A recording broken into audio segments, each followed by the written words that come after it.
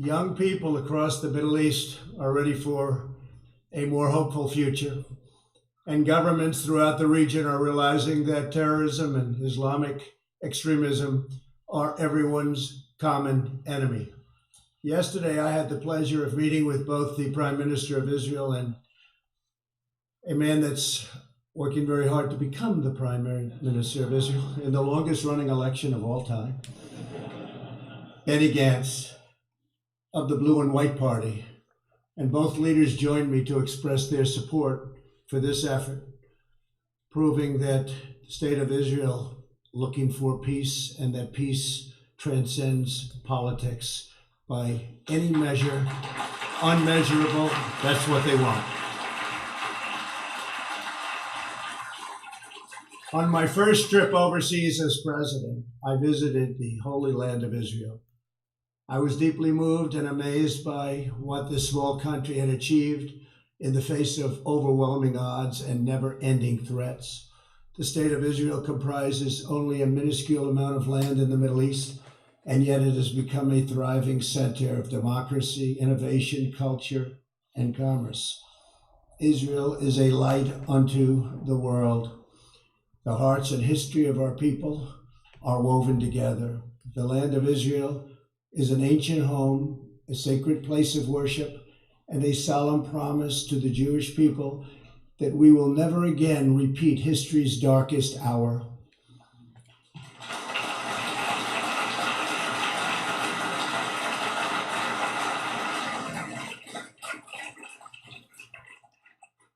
During my trip to Israel, I also met with Palestinian President Abbas in Bethlehem.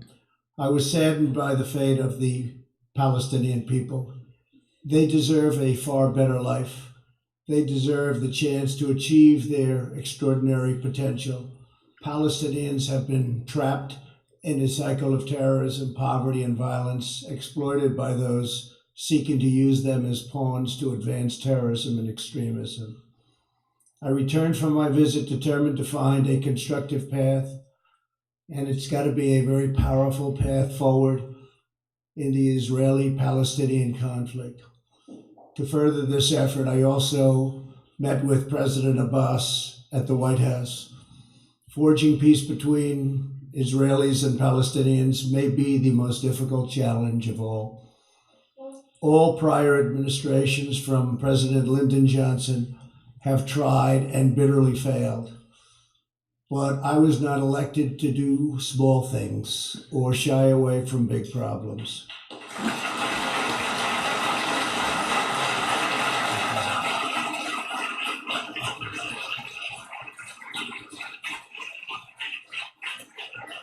It's been a long and very arduous process to arrive at this moment. On Sunday, I delivered to Prime Minister Netanyahu my vision for peace, prosperity, and a brighter future for the Israelis and Palestinians. This vision for peace is fundamentally different from past proposals. In the past, even the most well-intentioned plans were light on factual details and heavy on conceptual frameworks. By contrast, our plan is 80 pages and is the most detailed proposal ever put forward by far. As I have seen throughout my long career as a deal maker, complex problems require nuanced, fact-based remedies. That is why our proposal provides precise technical solutions to make Israelis, Palestinians, and the region safer and much more prosperous. My vision presents a win-win opportunity for both sides, a realistic two-state solution that resolves the risk of Palestinian statehood to Israel's security. Today, Israel has taken a giant step toward peace. Yesterday, Prime Minister Netanyahu informed me that he is willing to endorse the vision as the basis for direct negotiations, and I will say the general also endorsed and very strongly. All right. Hello, everyone, and peace of Christ to all of you. I hope my voice came in good and clear. Invite your friends if you are interested in the topic. This peace plan, I mean, you see, when people they speak about peace, shouldn't be like we have partners in this peace. I mean, how peace can be a plan of peace if we don't have people who they are there to negotiate? So what this is? This is really a piece of plan. For me, I find it something totally different. You see, neither Trump, neither Netanyahu, neither the Israeli are stupid. They knew from the first second that what he is saying there, the Mohammedan, they will not accept. Period. So what the point of this? You know what I mean? If they will not accept it, so why they are making this offer? It's a very smart move. This is not a peace plan. This is a plan where I'm going to show the world that I am a person who wants peace. And I'm going to do the plan, you like it or not. What does that mean exactly? If you go to the map,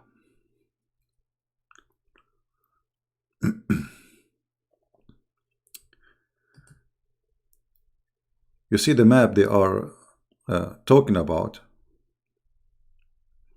as you see it in the screen. There's nothing new. I mean, everything will stay the same.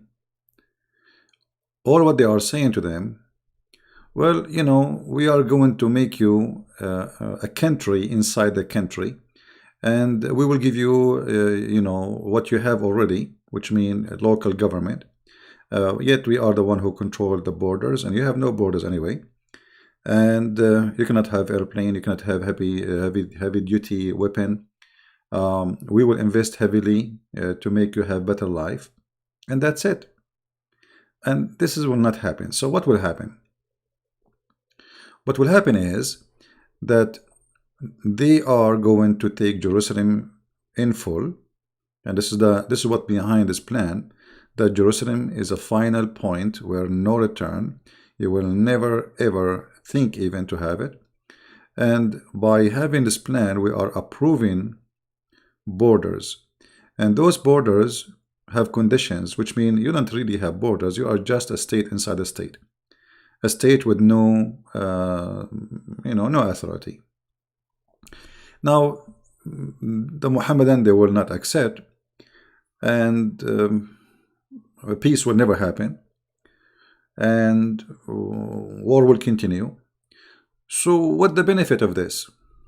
The benefit is very simple. This is the Middle East. Let us zoom in. And this is the small, tiny Israel. And those dots you see there are in the middle of Israel, which is really very bad problem to Israel. I don't know if you can notice the dots. Let me put them in the screen. Those here is what it's called the West Bank. All right. Now, you will notice with me that this West Bank is taking most of Israel, actually. I mean, it is like the chest of Israel. Very horrible. So Israel as a country until now is not really stable, even though they have all the technology, all etc. But having this land taken out of them is a big issue, causing security issue, strategic issue. I mean, imagine you have the enemy in the heart of your house. So this plan simply is trying to enforce certain rules and trying to enforce, taking advantage of the weakness of the Arab these days, where Saudi Arabia is very secretly having negotiation with Israel, and Emirat and Bahrain and Kuwait, etc. And what they will try to do, they will try to make it, okay, let us start having a conversation, and then that will open, let us say, some Arabian countries will start opening embassies and etc. And then the Palestinian, they will find themselves they have no support from anyone, and then they have to agree at the end of the day because there is no support. However, I believe still this is a very stupid plan. It's not going to work.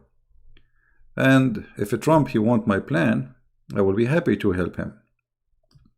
This is what can bring peace to Israel. And this is my plan. If I am the one in charge, I will take all of Jordan, because there is no country, it's called Jordan. This is a big fat lie. Jordan is a country created by the British occupation. All of this land, it's called Jordan, does not exist. There was never before a country, it's called Jordan. There was never a king, was king of Jordan. We never heard of an authority, government before. It's called the Authority of Jordan. So this is a country belong to Israel.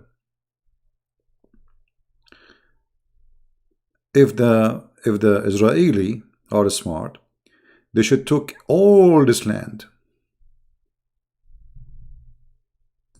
which really belong to them, and then those who they are living here, they will not affect them, and either they leave or they stay and accept to be, let us say they give them local independent government inside the country, but they will not have a citizenship, as they are saying, like you are a state. And the reason they want to make them a state, because they don't want to give them citizenship of Israel.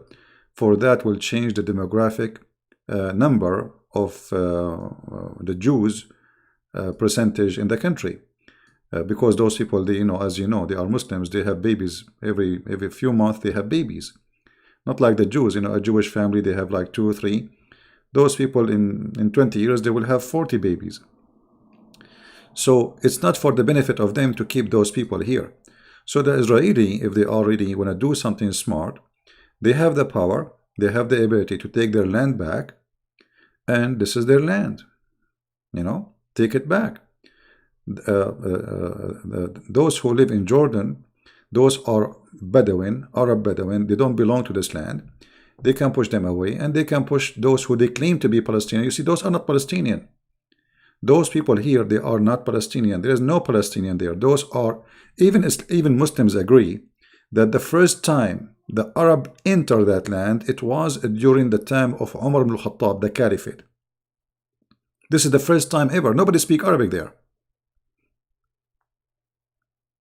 There's no Arab. Jerusalem never was for the Arab. This land was never Arab, and they have nothing to do with it.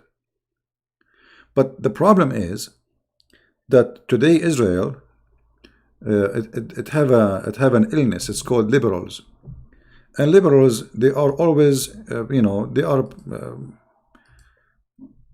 let us say, they are not really into a country as much. They are like a socialist. They don't believe in a country. They don't believe in a border. They don't believe in a country. It's called Israel. They are very liberal. They are hippies. And those hippies, they don't care really how to do it. Just let us, accept each other and live in peace. And they are dreamers. They are dreamers about things to happen in such a way. But all of us, we knew that the Mohammedans, they are very much motivated by religion. This is not about a land. You see, even if all the Jews left that land, are you going to have peace with the Jews? Never. Muhammad, he told them to kill every single Jew in the earth. So you live in Israel, you live in Canada, you live in, it doesn't matter where you live. You are the enemy, and the Quran speak about you, and the Muslims have to do the order. So Netanyahu and Trump, they are trying to contain a problem which Israel have in the moment because of the left. Israel is not really a country as it used to be in the time of David, where people, they are religious, and people, they are willing to sacrifice their life to defend their freedom and their borders and their temple. Today, Israel wanna live like everybody, and they are willing to compromise. and there is, let us say, some red lines they cannot sacrifice. But if Netanyahu go and left liberal government come, they might give up Jerusalem. You never know. They might even give up half of Israel. And the more they give up, the more they lose, because look what happened. Not long time ago, Yasser Arafat was considered by all countries in the world as a terrorist. All countries in the world consider him a terrorist. Then the stupid American and the stupid Israeli, they shake hands with Yasser Arafat in Camp David. By shaking hands with Yasser Arafat, the whole world start calling him a president. So instead of a guy who kidnap airplanes, ask for ransoms, this is what he do. Suddenly they make him a president, hoping that by shaking hands with him, that will bring peace. But you're a dreamer, stupid. And then the drama continue. They gave them Gaza. Here we go, this is Gaza. Suddenly they withdraw from Gaza. They give it to those who call them today Palestinian, but they are not Palestinian, as we know. Okay, after giving them Gaza, did you have peace? No. Gaza became a center of terrorism and center of Hamas. So why you give them Gaza? I mean, did you even have conditions with them? Okay, we will give you Gaza and do peace, etc., shake hands. No, just leave Gaza and give it to them. And now Gaza became a center of terrorism. Same as the West Bank, same as all of this area. So you gave them all this area for what? Why even you give it to them? You have it. This is your land. What was the purpose of giving this land to them? Nothing, stupid. And after giving them all this land, did they shake hands with you? No. Okay, they agreed for peace? No. Are they going to have peace with you ever? No. So why you are doing it? Because they are doing politics. You see, America, USA, England, France, they don't have leaders. They have people who work in politics. And politics is just about winning elections. And those who they are worried about elections more than their country is winning, they will never bring victory to their country. When the Iranian, they shot missiles at USA bases, or let's say the Iraqi bases in Iraq, Trump, he did not do anything. The reason for that, because he is the same as all people who work in politics. He is a potato. I'm trying to be nice to say he is a person who prefer to win election better than winning a war. You know what I mean? So he want to be a president for the coming 4 years. So the Iranian they hit, he did not hit back because that will affect his election. And this is exactly what's happening in Israel.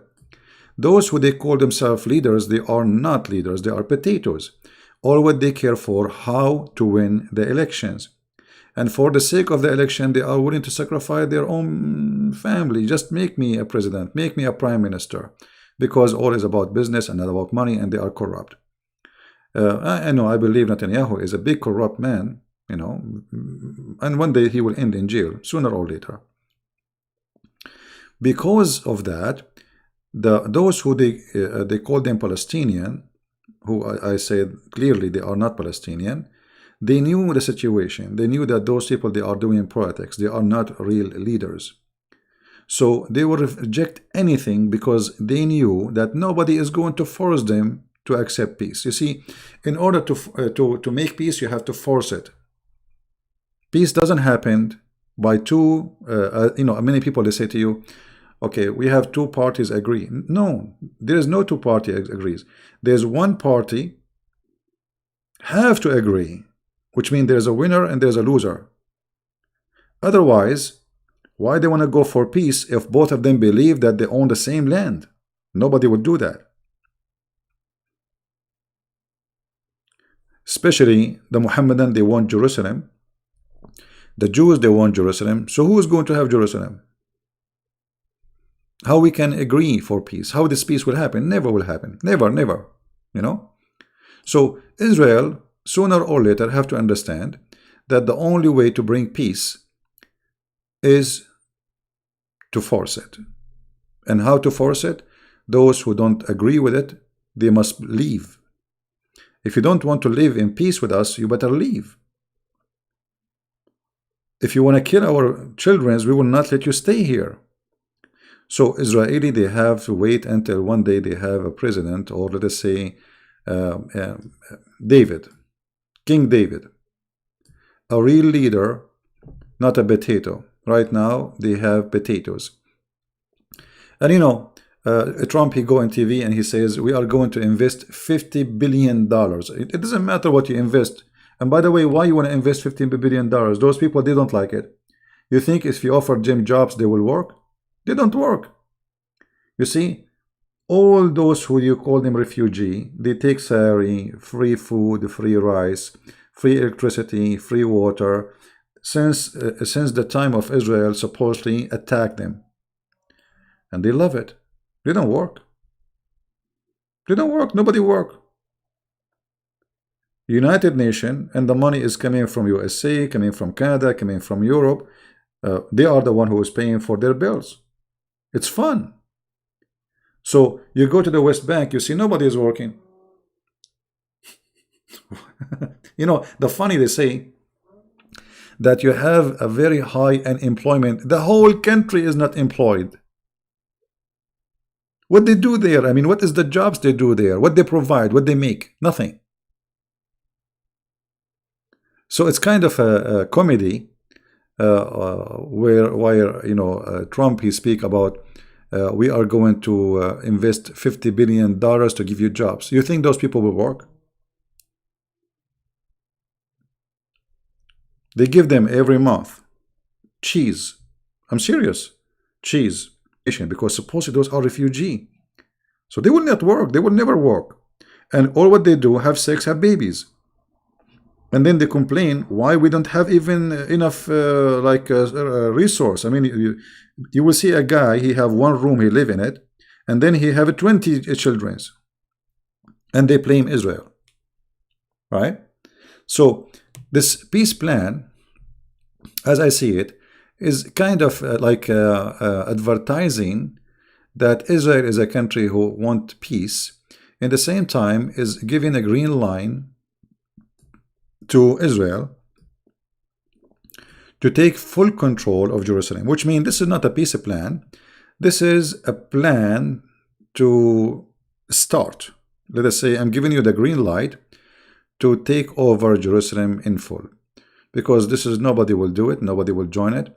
And I believe that there is negotiation happening between Israel and some Arab countries like Saudi Arabia, Emirat, preparing for the coming 2 or 3 years where they will launch a big war against Iran. You see, the coming in the year 2020, this year, at the end of the year, we will have election.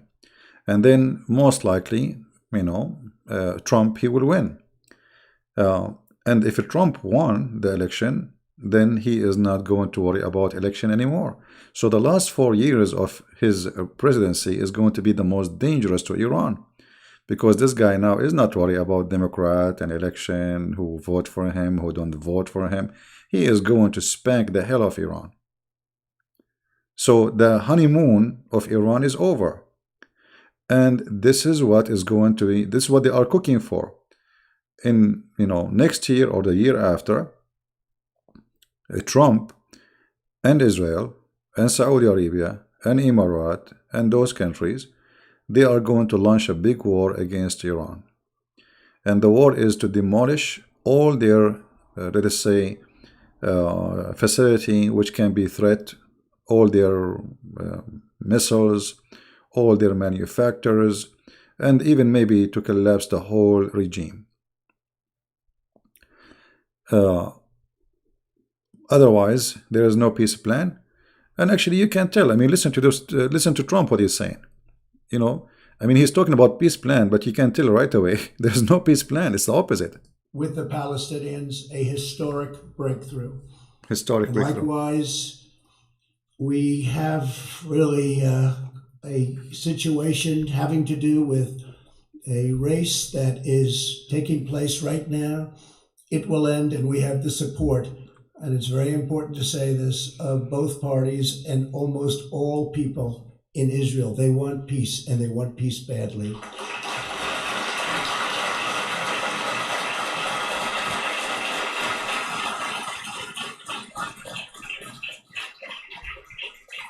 This is the first time Israel has authorized the release of a conceptual map illustrating the territorial compromises it's willing to make for the cause of peace, and they've gone a long way. This is an unprecedented and highly significant development. Mr. Prime Minister, thank you for having the courage to take this bold step forward. I mean, thank you for having the courage. I mean, what this guy do? I mean, what he did already? I mean, he did nothing. What he's talking about, being the courage? And this guy, like this is a King David. He took back Jerusalem. I mean, what he did? Nothing. I mean, this is very, very funny advertising commercial. So now everybody will say, okay, look, there was us Israeli. They want to shake hands with those Muslims, and the Muslims, they are saying no. The Muslim will say no. It doesn't matter. You want to shake hands, you want to shake bum. It doesn't matter what you want to shake. Those people believe only in war, and if they cannot find Jews to fight them, they will fight themselves. Like right now, if you give them opportunity, those they call themselves Palestinian in Gaza, like the reason now they are not killing each other, because Gaza is under the control of Hamas, and the West Bank is under the control of the terrorists of Yasser Arafat. So there is distance between them. You see, this is Gaza. This is why they are not killing each other. This is Gaza, and this is the West Bank. So the only reason they are not slaughtering each other is the Israeli between. Take the Israeli between them, and you will see they will eat each other alive. So those people always, actually, when you ask them to shake hands, they think they are important. You know what I mean? They think they are important. Like they look at you from above, like you want to shake hands, that means you are weak. This is not really a good thing for let us say, for someone who understands the situation. But as I said, it's a smart move to make Israel, as a country, wanted peace, and they are willing to compromise. And those who they call them Palestinian, they will look like a bunch of idiots who they don't want peace. And look what happened. Exactly as what I'm saying happened. Right away, the stupid, they call him the president of the Palestinian, Abbas, he announced to cut his relationship between USA and the Palestinian and Israel. Right away. This is how stupid they are. And that will make them look really stupid. Talk to them, negotiate, say, I don't agree, this is not etc. You cut your relationship? Okay, cut relationship. Now Trump officially, he have a reason to stop sending money to them.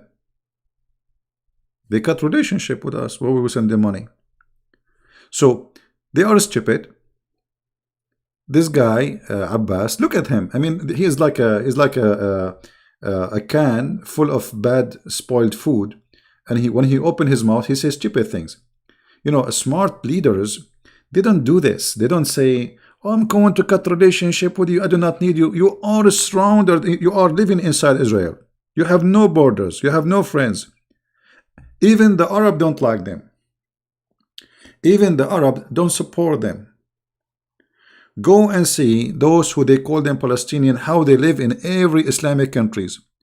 They isolate them, they don't support them, they don't like them, they discriminate them, and they watch them carefully. I'm not making things up. Go and see. Wherever they go, and look, nobody trusts them too. If you remember, I mean, history talk. When Saddam Hussein, he attacked Kuwait. This is Kuwait. Saddam Hussein, he launched an invasion against Kuwait.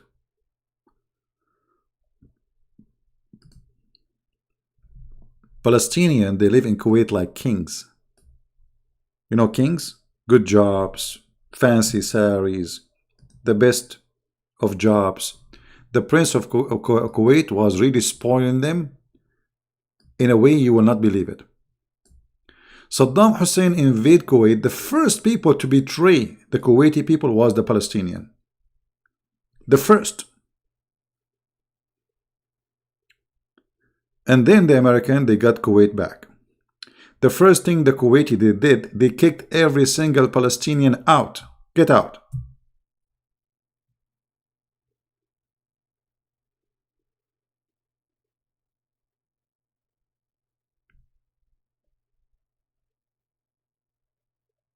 They always betray. The king of Jordan, he slaughters tens of thousands. You see, the king of Jordan, they claim that they are, you know, they love Palestinian, they defend the Palestinian right, blah, blah, blah. Nobody killed Palestinians as the king of Jordan. Nobody.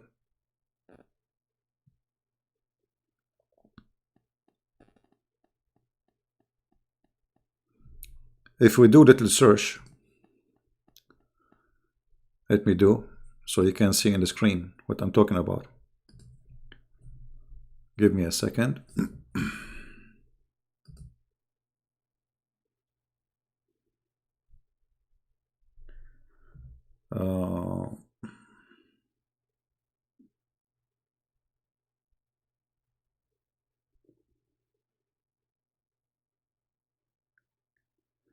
Let's see, Jordanian army.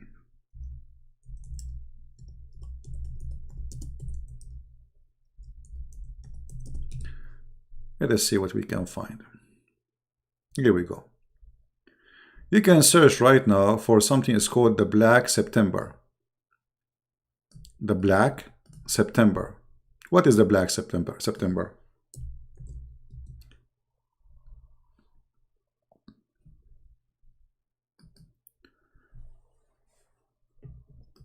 Those who they supposedly call Palestinians, they immigrate by tens of thousands to the area of Jordan. And the king of Jordan, he welcomed them. You know, he gave them shelters. And right away after, because their number became more than the population of the Jordanian people, they want to take and throw away the king, and they want to rule. So Yasser Arafat want to be the king. So suddenly the king of Jordan, he found himself would be thrown out. So he ordered his army to launch an attack on the army and the Palestinians militant. And it was what it's called the Black September, where they start bombing every shelter for the Palestinians, where they have their weapon, where they have their army, etc.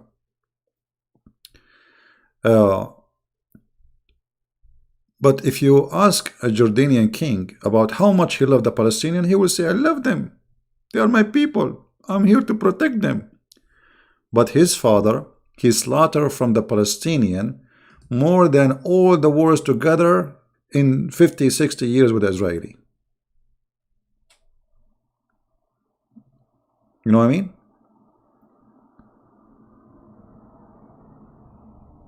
Always, they try to take over the place they go to. The same they did in Lebanon. In Lebanon, they went there as refugee.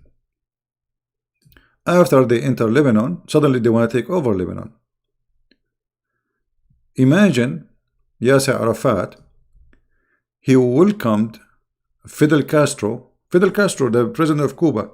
He came to visit Yasser Arafat in Beirut, and the president of Lebanon, he himself, he had no idea. They just told him the president of Cuba is here. Okay, and who is welcoming him? He's coming to visit us? They said, no, he's coming to visit Yasser Arafat. They controlled the airport. They took over it. Security, police, they are the government, they are the country. That's it. Those Palestinians, they want to take over Lebanon. This is how the war started in Lebanon. You know what I mean? My friend Eric, Forget about prophecy right now. Focus with me in what's happening. I mean, you see, there is a problem. That's anything happening in the world, we have to go and find a prophecy about it. Right? Anything happened, we need to find a prophecy about that. Can't we talk about things happening without prophecy? I mean, do we need a prophecy to talk about this? Focus with me, please. And no need to repeat the text twice. And so the Palestinian, or they call themselves Palestinian, they have a very bad reputation of betraying any country welcome them. They did that in Beirut, in Lebanon. They did that in Jordan. They did the same in Kuwait. They did the same in Saudi Arabia. They did the same as in Emirat. So they are not welcome anywhere.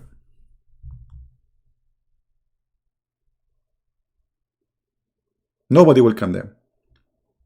Very, very bad history. And the one who is saying, his name is Vida, saying should refute all the 120 lies. My friend, the Muslims, if they say I have 120 lies, that means they are stupid, because I thought everything I say is a lie. So you are saying to me only 120 things I said against Muhammad is a lie? That means the rest are true. That means Muhammad is a scumbag. This is how stupid the Muslims are, who says that to you, that those are lies. Because from all I'm exposing Muhammad for the last God knows how many years, only 120 lies I said, brother. Only. I thought everything I say is a lie. That's mean Muhammad is a horrible man.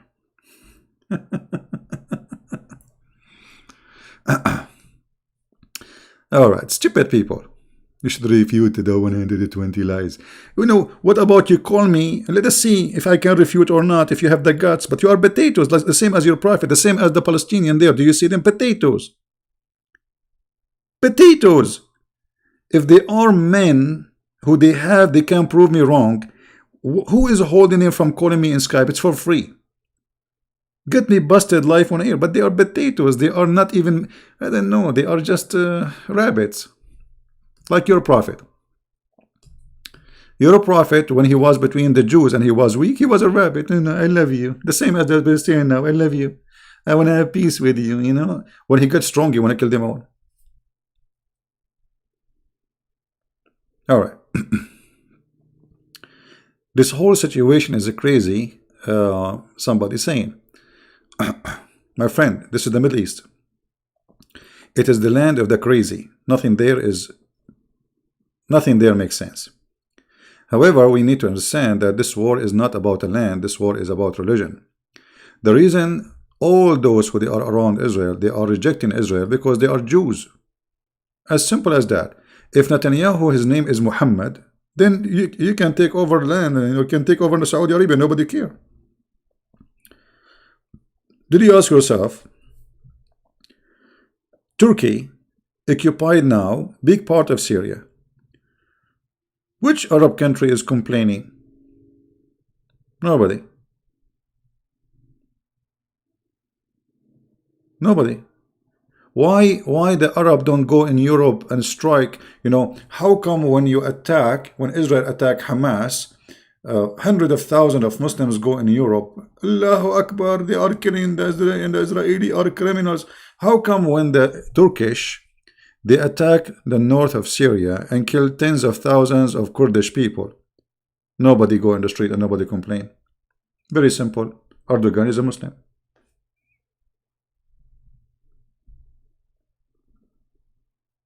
You know what I mean?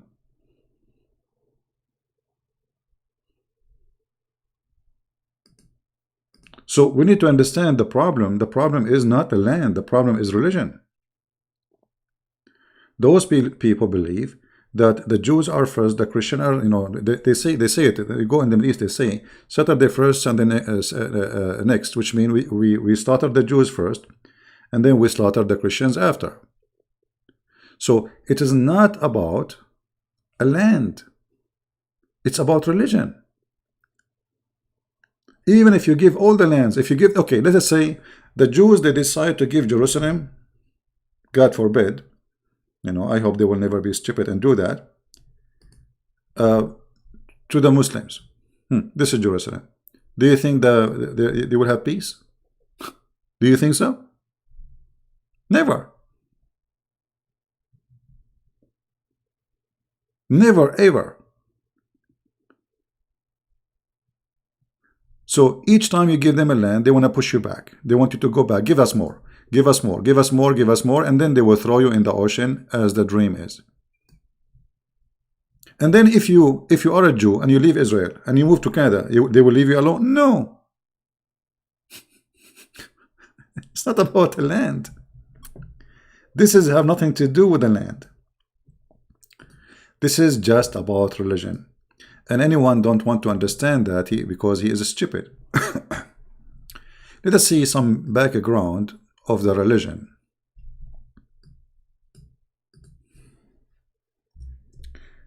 This is what Muhammad said, which Muslims, every single Muslim, believe.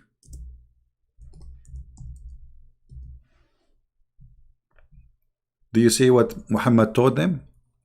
Muhammad taught them that before the judgment day come, you have a duty as a Muslim to slaughter every single Jew. It doesn't matter where he lives. Read carefully. Muhammad is talking the big scumbag. The last hour would not come unless the Muslim will fight against the Jews. The Jews. Any Jews. There's no Israel. When Muhammad he was talking here, there's no Israel. That land was occupied by the Roman. There's only the Roman there. I mean, there is Jews, but there's little tiny number because they flee from the Roman. After the attack of the Persian, the Roman, they seek revenge from the Jews because they took side with the Persian. So when they took Jerusalem back, most of the Jews, they flee from Jerusalem. So Muhammad now, he's talking, there is no Israel. The country as Israel does not exist. He is saying that time will not, the judgment day will not come until you fight against the Jews, and the Muslim would kill them all. Until what? Until the Jew, like now Jews are running for their life, would hide themselves behind a stone or a tree. And then the stone and the tree would say, hey Muslim or servant of Allah, there is a Jew behind me, kill him. Do you see it? So this is not about a land. You see, at this moment, Muhammad is not talking about Palestine. Actually, the Quran say clearly that this land is the land of the Jews. If you go to the Quran, chapter 5, verse 21, it says clearly that Allah told Moses that this holy land is assigned to the Jews.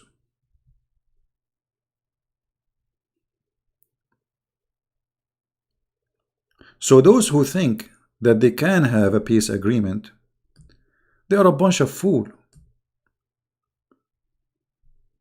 That will never happen.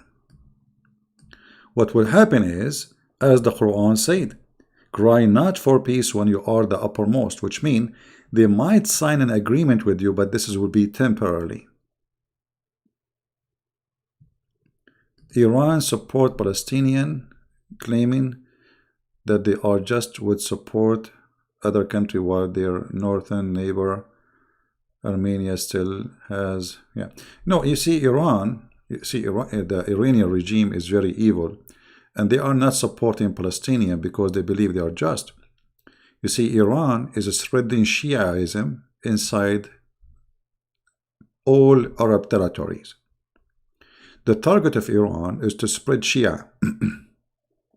So if you go now to the strip of Gaza, you will find the number of Shia is growing really big because a lot of money is coming from Iran to this area.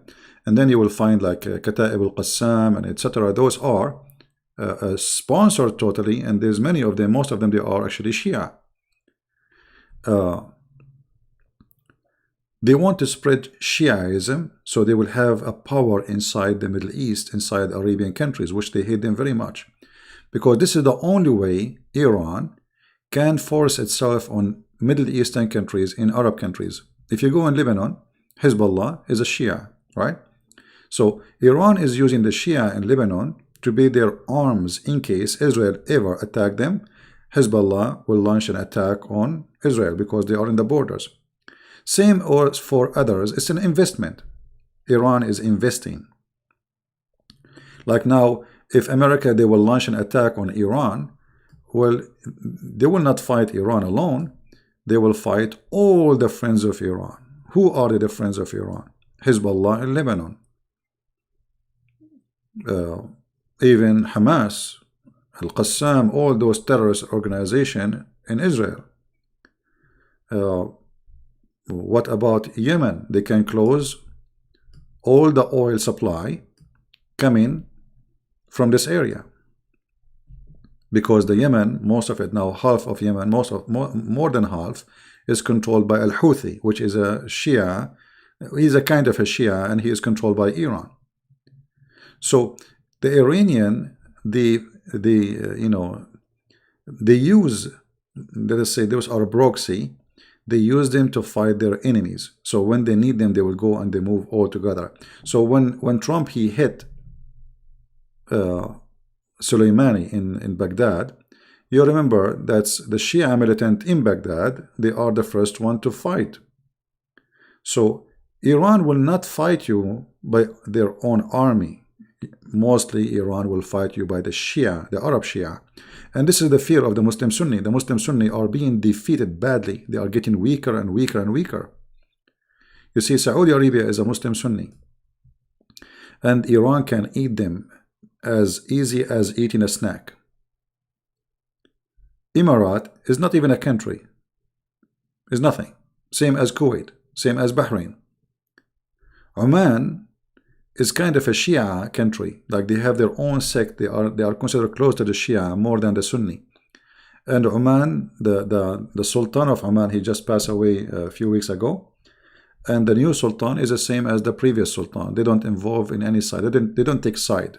This is the only way to secure themselves. They have no side. They don't side with the Arab. They don't side with Iran. They are friends with everybody. So Iran is a big problem for everybody. However, Iran will never attack Israel. See, Iranians are smart. They knew that Israel can really wipe Iran from the map. It's not a secret. However, Iran have to invest in their security. So if ever Israel want to attack them, then they can launch attack by their proxy like Hezbollah in Lebanon. And now because of the war in Syria, Hezbollah is all over in Syria. Hezbollah, the Iraqi Hezbollah, the Iranian Hezbollah. There's more than 200,000 Iranian soldiers right now as we speak in Syria. Right? So all of this is an investment for Iran in case sooner or later they attack Iran. However, this is all will not really help Iran, because all those militants, they are, let us say, they are cave time force.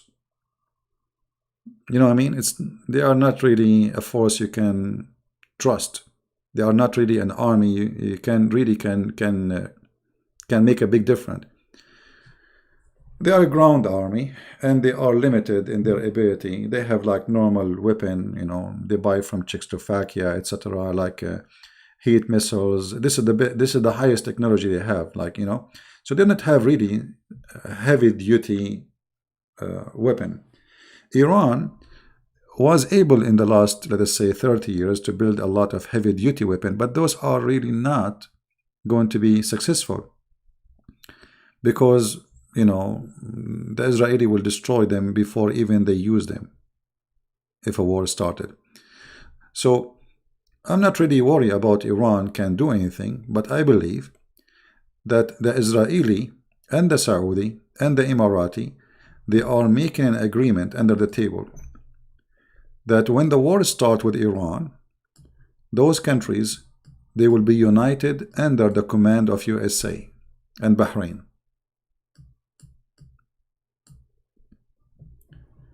Those countries, they will launch a big attack on Iran altogether. Now, for sure, Saudi Arabia is not really a powerful country, but they have the money. Emirati, they have the money. Bahrain, they have the money, which means they are going to supply, or let's say, the cost of the war is going to be on them. You know what I mean? The same exactly happening right now. I mean, they send 6,000 troops, USA troops, to Saudi Arabia, and Saudi are paying for them. Turkey, Erdogan, this guy is like a rat. Erdogan literally is like a rat. He put his head up just to make noise. But he fought too much. But this guy, he do nothing. You see, Turkey is one of the biggest countries in the Middle East who have trade business with Israel. And this is expose all what Erdogan is about. If you are really angry from Israel, what about you cut all the trade agreement with Israel, which is by billions? What about you close the embassy? What about you stop security, information sharing, intelligence?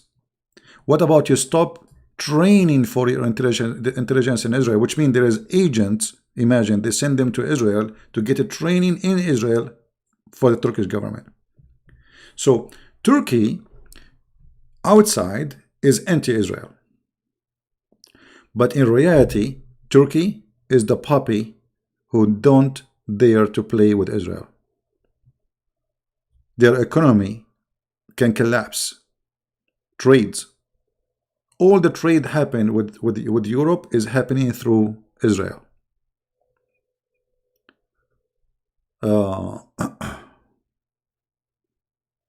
So anyway, Turkey is not really a threat to Israel. Turkey is a collapsed country. Turkey is not even a country. You see, I expect Turkey to collapse in the coming maximum maybe 20, 30 years. Because the country is out of source. There's nothing. And this is why Erdogan is desperate. He signed an agreement with the false government of Libya, the Muslim Brotherhood in Libya. And the agreement is they want to control all this area in the sea. But for sure, European will not let them do it. Israel will not let them do it. Greece will not let them do it. France will not let them do it. So this guy Erdogan is desperate for energy. They start digging for oil in the front of Cyprus. They went crazy because everybody is getting oil except them. You know? Israel, they found gas and oil. Egypt, they find gas and oil. Lebanon, they found gas and oil. And Turkey have nothing. So they are going crazy. So Turkey is like a Erdogan. I find him like a lice, and this lice will stuck in any skin, will give it blood because they are out of blood. And the only reason Turkey is not collapsing until now is Qatar. If you remember, just last year, the Turkish economy almost collapsed, almost. And then the Prince of Qatar, he fly right away, and he promised to supply Turkey with a bunch, like $5-6 billion immediately, and they are interest free. So the only reason for Turkey is not collapsing yet is this little tiny island which have a lot of oil, a lot of money, and they do not know what to do with it. Right? But Turkey, I believe Erdogan. Look what happened here. Just to show you how stupid this Erdogan. Erdogan have a big dream. His dream collapsed. But not because of Trump. Not because of Israel. Actually, it's the opposite.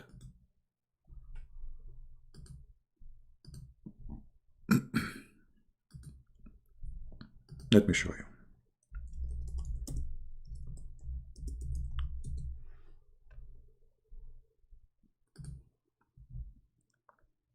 All right.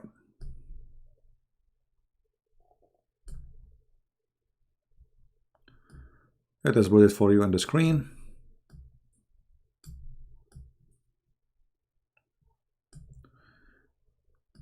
All right. This is the war map in Syria, which means this is Syria and the war inside Syria. Let us zoom in a little bit to show you how horrible the situation is for Erdogan.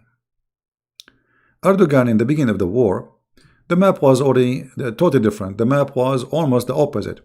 It was the Muslim Brotherhood and the Muslim terrorists controlling most of Syria. literally. So we can say that all this territory, this is the only territory left. Let us use different color. We will use a black.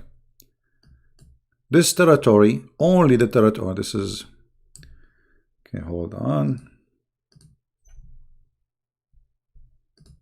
All right. This is the only territory was in the control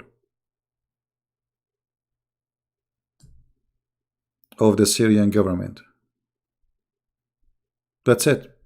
The rest is out of their hand. Erdogan, he was hoping that his Islamic Mujahideen, the terrorist, they will take over Damascus in less than maybe 2 months. Obama, he went in TV, he says, that's it, the regime collapsed. Everybody, the French president, the Prime Minister of England, everybody, you know, they were counting days where the president of Syria will collapse, and that's it. The Muslim fighters will take over it, and this will be an Islamic state. And ISIS started, and Al-Qaeda. And ISIS took a lot of distance, almost all this area, all the way to Iraq. So anyway, like ISIS became bigger than Iraq and Syria together. However, then suddenly, the Russians, they got involved. What happened is, when the Muslim terrorists, they start getting closer to this area, here, they start attacking this area full of Christians. It's a mountain area, and it's a Christian territory.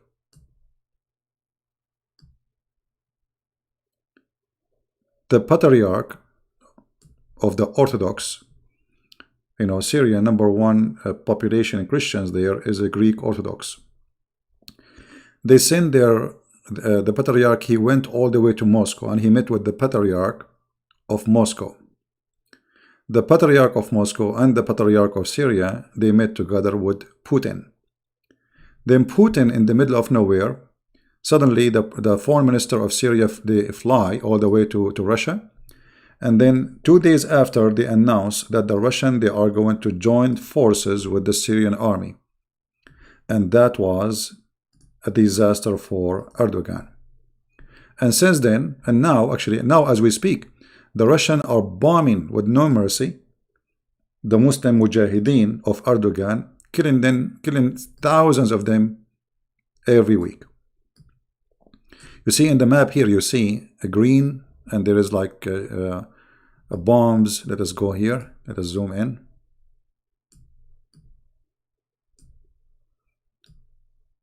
You see here, there's bombing. So the red area is the area controlled by the Syrian army and the Russian. And now they are bombing them, and they are eating land very fast. Just a few days ago, I mean, this map is horrible. You click somewhere, it goes out of control. Let us do it again. Hold on. Yeah, it's very fast to zoom in. I'm not sure how we can zoom in without losing control.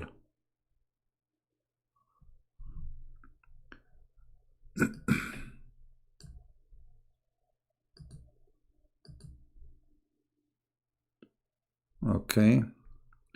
Yeah, if you notice here with me, this is an area just they occupied just 2 days ago. You know, I watch news all over the Middle East with no exception, to be always updated. This is a city, they took over it just less than 24 hours ago, the Russian and the Syrian army. So Erdogan now, he is really in a very bad shape. His terrorists are losing ground. Soon they will take the city. Soon they will take the city here. There is a city next to it here. And then soon they will take the biggest center of terrorism in the world. It's called Idlib. And they will take over it. So the Muslim Mujahideen are defeated, and their Allah is not doing a good job. So soon all this area, which Erdogan was hoping to keep as, let us say, a strong paper of negotiation with the Russian, soon he will lose it. And in the top of that, Erdogan now he have a big problem, those terrorists who they are trying now to escape, where they will go. He will not let them come to Turkey because they are real terrorists. They can destroy his country, and they might even kill him for he betrayed them. Let me show you some pictures.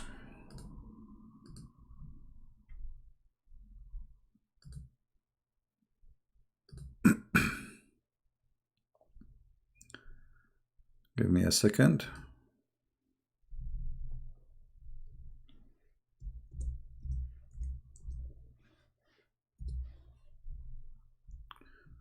All right.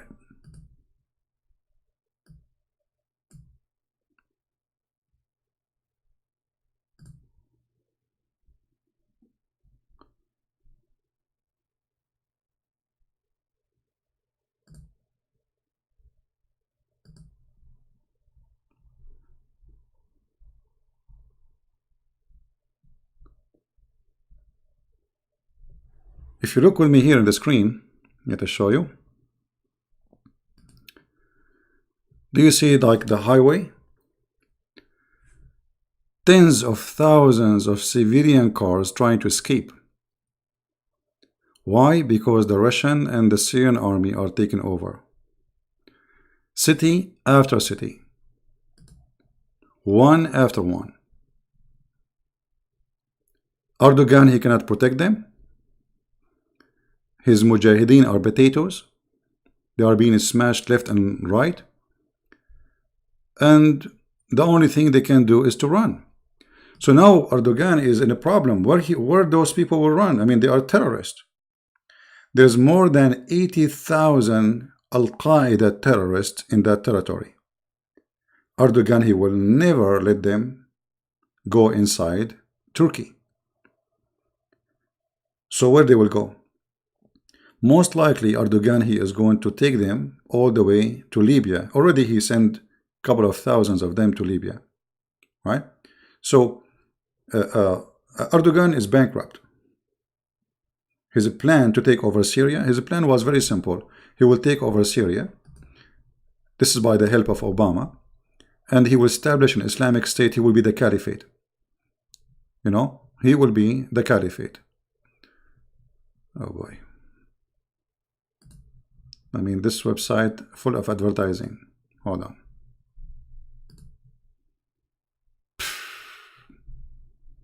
Now we have advertising for Walmart.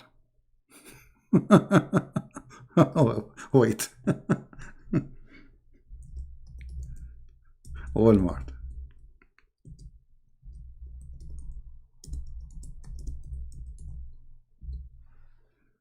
All right.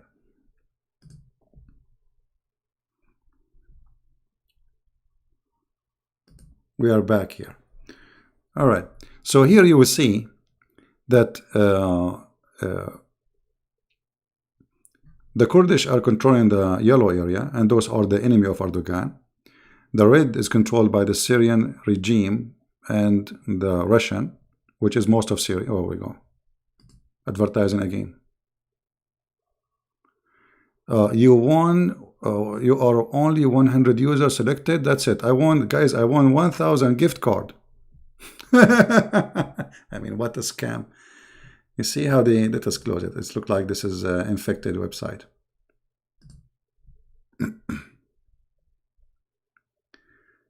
Farid, he said, do you want to call him? He want me to call him right now? How are you, Farid? Are you Mr. Farid? Or you are fake one?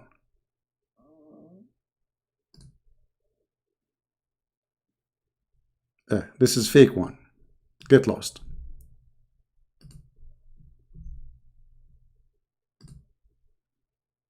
Let your daddy, real Farid, come over.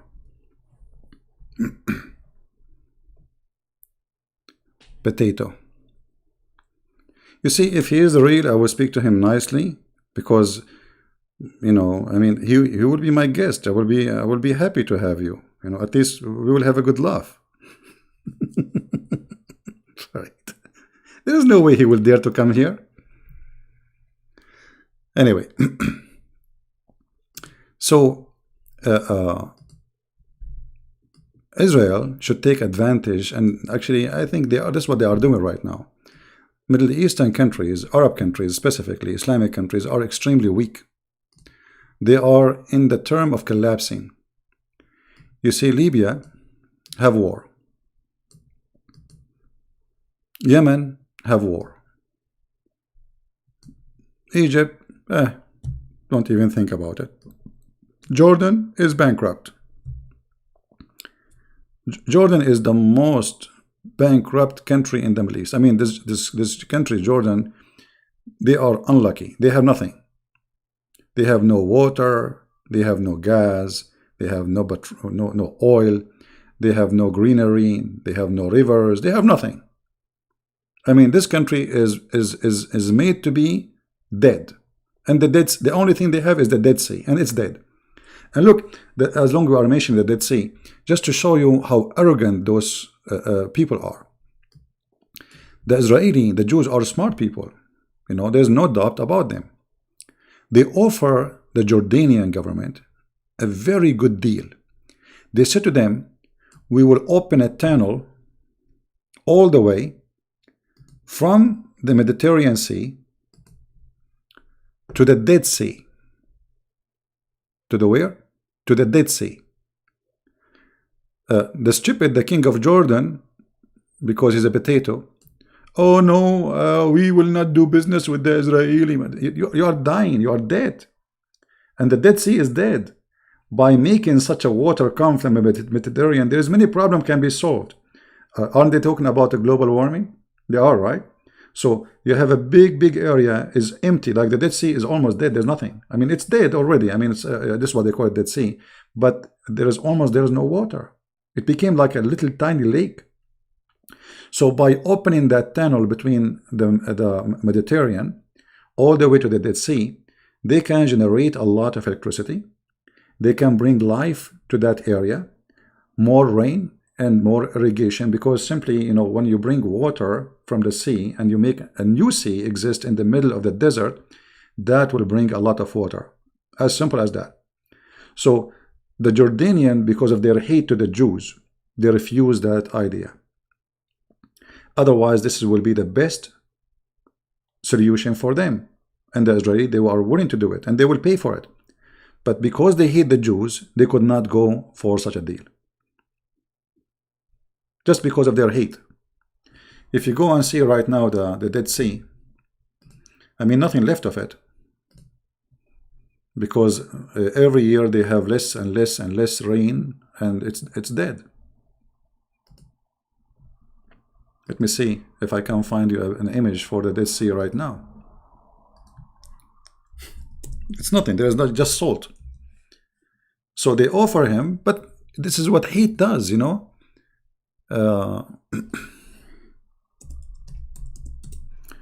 Let us see. Yeah, this is the Dead Sea. It became a small tiny lake. There's nothing. You know, it's salt. There's nothing but salt, and it's dying. It's a small tiny lake like the Lake Tahoe in California.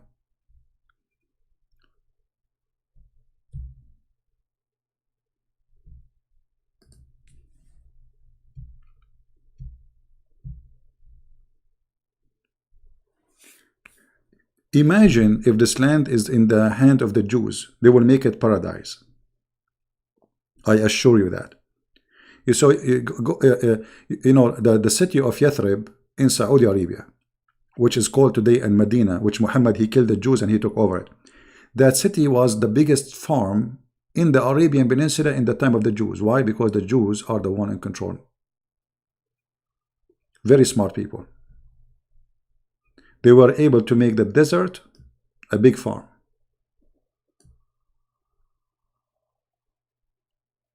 This is why you see when they speak in the Quran, if you go in the Quran, there is a verse about Friday. But there is a secret behind this verse.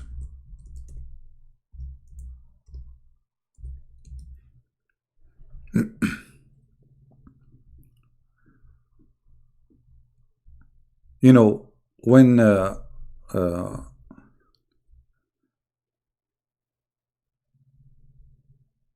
when people they are called for prayer in the day of a Friday, nobody come. Nobody come. Why? Anyone remember why? Why on Friday nobody come?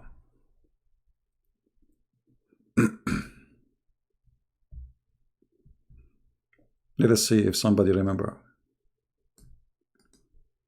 Because of the Jews. The Jews, okay, when Sabbath will start? Sabbath, the biblical Sabbath, which day started?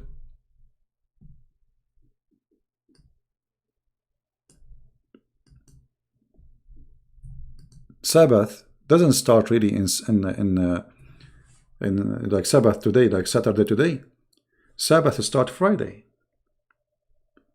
When sunset in Friday, Sabbath is ready. That's it. You are into the Sabbath. You know what I mean? So look what happened. Because the Jews are the only one who do business. They are the farmers. They are the trader. They are the one who give life to the city. In Friday, nobody come to pray. Nobody. To the point Muhammad, he have to make a verse about it. Oh, who you believe. When the call of prayer proclaimed on the day of Friday, come. Nobody's coming. Why? Because the Jews will close their stores soon. Are you getting the point? The Jews, they will shut down, they will not sell, they will not buy, they will not do business in a few hours. So they have to buy before the Jews they close. And when Muhammad he killed the Jews, Arabian Peninsula became bankrupt. There's no business. And this is why he decided right away to launch war asking for jizya as a solution.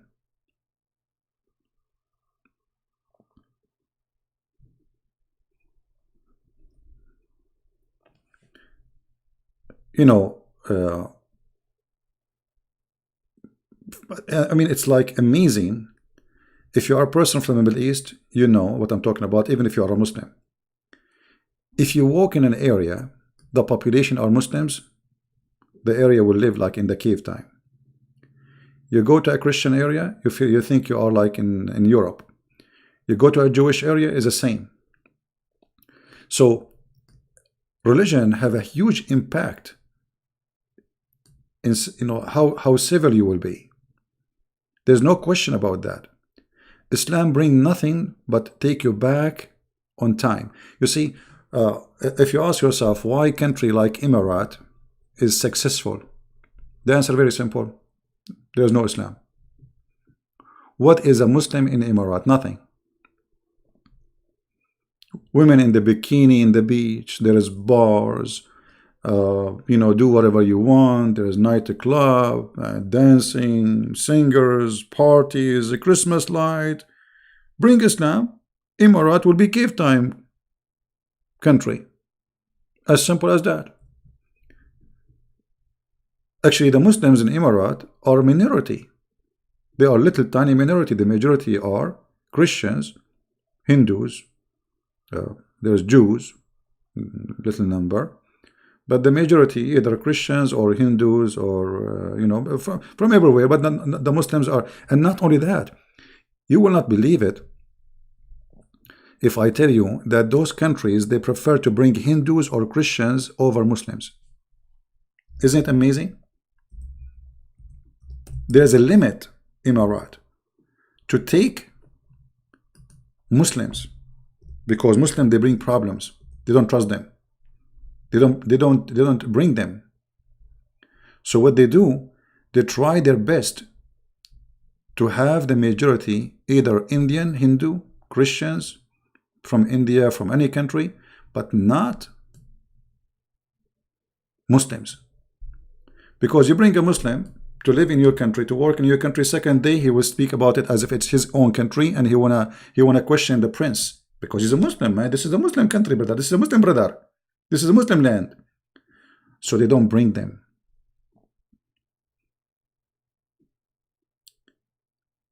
Uh, no, no, this is for sure. I mean, I'm not joking. We know this is the truth. If you are a Christian, you are welcome. They don't even investigate your background. If you are a Muslim, when you apply for a visa, they have to check which organization you join. They want to check your Facebook. They want to check, etc. Because God knows what are you. So they have a very limited number of Muslim workers to work in their countries. They don't trust them. If you are Christian, just you go to the embassy, stamp you, go. That's it. No worry. If you are Hindu, no problem. They do not need to do background check. They do not need etc. But if you are a Muslim, they want to see if you are a Muslim Brotherhood, if you are Al-Qaeda, if you are ISIS, if you are like all the garbage in the world is there. So what we learn from this, that Muslims don't trust Muslims. Actually, if you ask Muslims, where is your money? They say to you, in Switzerland, in USA, in England. It's not in the Middle East. Nobody trusts Muslims don't trust Muslims. Even, me, like, as an individual, when I go to a Muslim house, I remember when I was in high school, I go to, like, we are young youth. So a Muslim, he come to my house, I go to his house, etc. And, when I go to his house, I sit with his sisters, his mom, and they are wearing very open clothing, nobody hide. But if somebody, another student, remember, I'm just a student like him in a school, we are in classroom. But if a Muslim, he knock at the door, right away, all the sisters have to hide. His mother have to hide. When the coffee, he is the one who bring the coffee. If I am alone there, his mom bring the coffee, his sister bring the coffee, they sit with us, we talk, we have, etc. They ask me, like, how is your mom, etc. As if I am one from the family.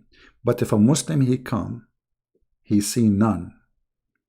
Muslims don't trust Muslims. Immediately, they will hide their daughters, their women from Muslims. They trust only Christians. So, Muslims, they love to live between Christians. They hate to live between Muslims. Muslims, they love to send their children to Christian schools. They don't like to send their children, if they can afford it, to Muslim schools. This is how it is. No, this is not about I'm a good guy or not. This is they do for any Christian, because they know Christians, they are not going to look, go inside the house and they do, you invite a Muslim to your house. He go inside, you see your sister wearing something short. He will go and he will make a scandal about it. I went inside and she showed me her legs and etc.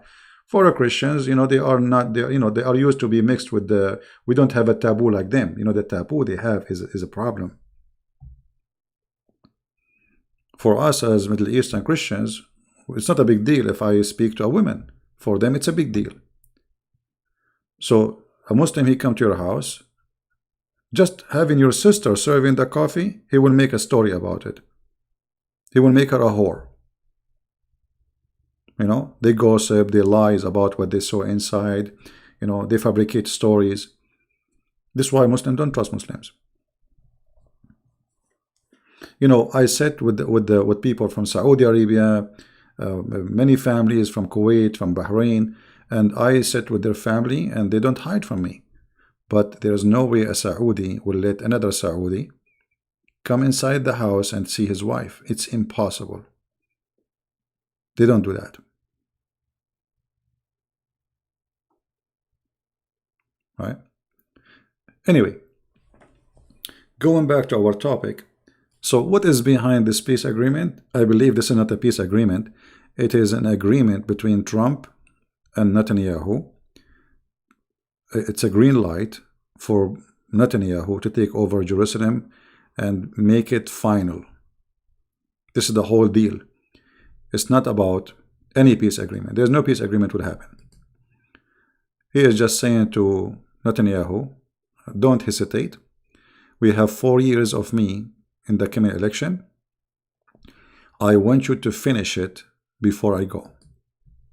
Because the coming president of USA, most likely he will not be I mean, after the coming 4 years, mostly he will be a Democrat. And Democrat, they are socialist. And socialists, they hate Israel.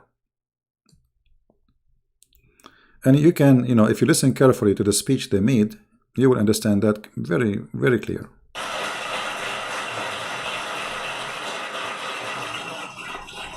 Thank you. Thank you.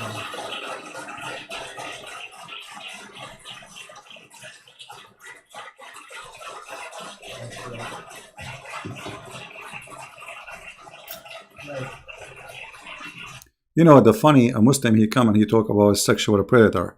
Mimi Hijab and Fifi, they were talking and approving about raping children.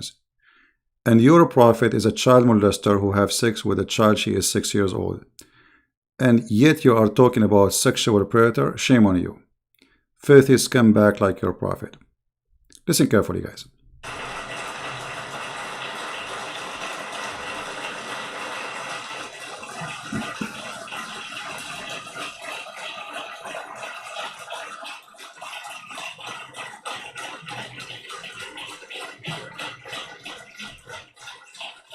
Now, BB, we have a lot of powerful people in this room, a lot of the people that can help make it work. So that's quite a thunderous applause. Thank you very much. Thank you. We will form a joint committee with Israel to convert the conceptual map into a more detailed and calibrated rendering so that recognition can be immediately achieved. Did you see? Recognition immediately achieved. They are not waiting for the other part to agree, not to agree. They knew they would not agree. Did you hear it? You know what I'm saying? The achievement is going to happen immediately, just about rendering the map. They are not waiting for the other party to sign, to shake hands. It doesn't matter. They shake hands or not. That is not really, it's not a problem. They are not waiting for it. It's just an achievement. It's America approving Israel to take what they have already, but to make it official. As simple as that.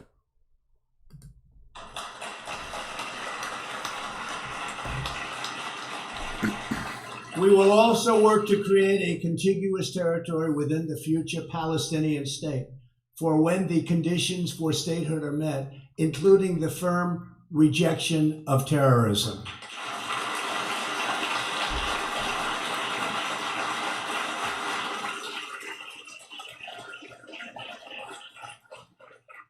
Under this vision, Jerusalem will remain Israel's undivided, very important, undivided capital.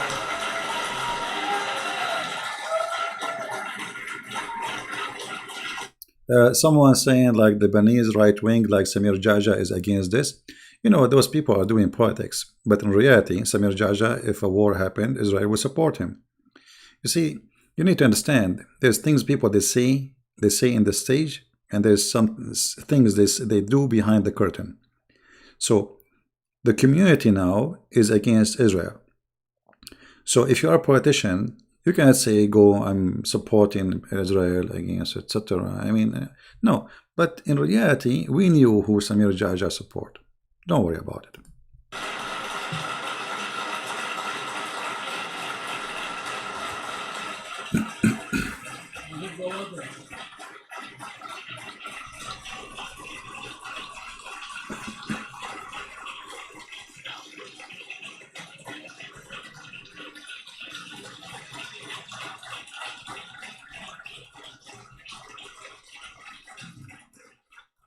But that's no big deal, because I've already done that for you, right? We've already done that, but that's okay.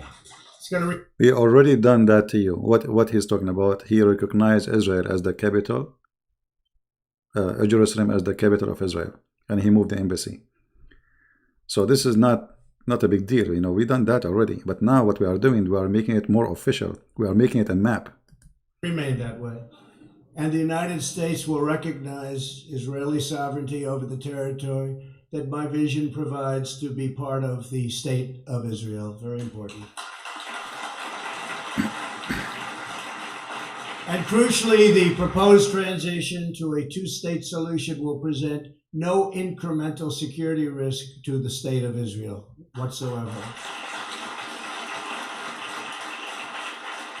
We will not allow a return to the days of bloodshed, bus bombings, nightclub attacks, and relentless terror. Won't be allowed. Peace requires compromise, but we will never ask Israel to compromise its security. Can't do that.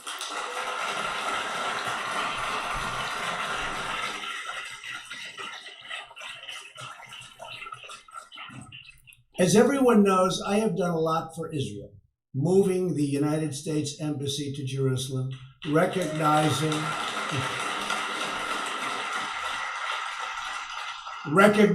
the Golan Heights,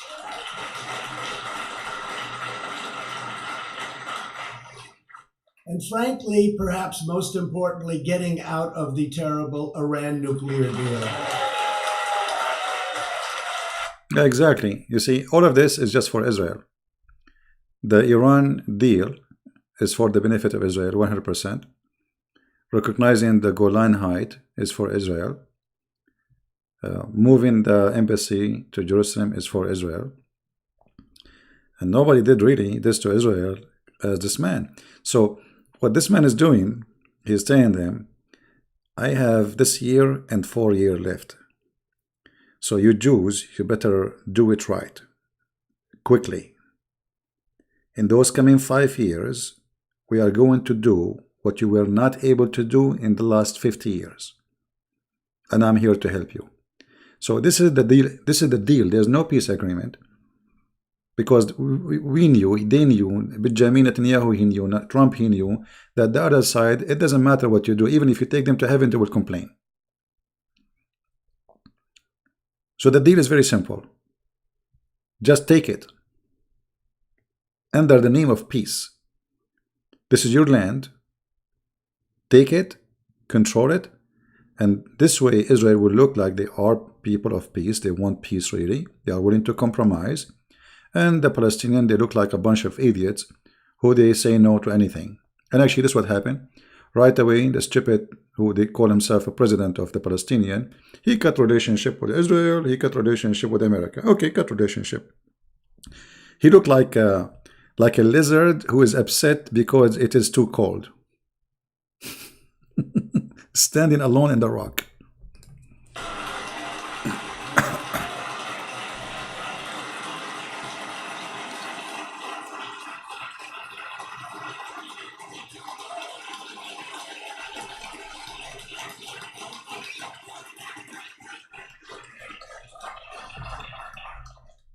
There's a lot of spirit in this room.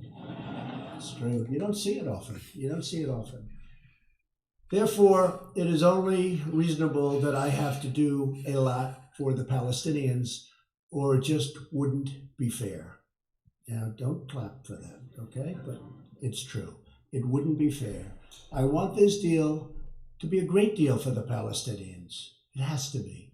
Today's agreement is a historic opportunity for the Palestinians to finally achieve an independent state of their very own. After 70 years of little progress, this could be the last opportunity they will ever have, and last for a lot of reasons. We'll never have a team like we have right now. We have a team of people that love the United States, and they love Israel, and they're very smart and very, very committed, from your ambassador, David Friedman,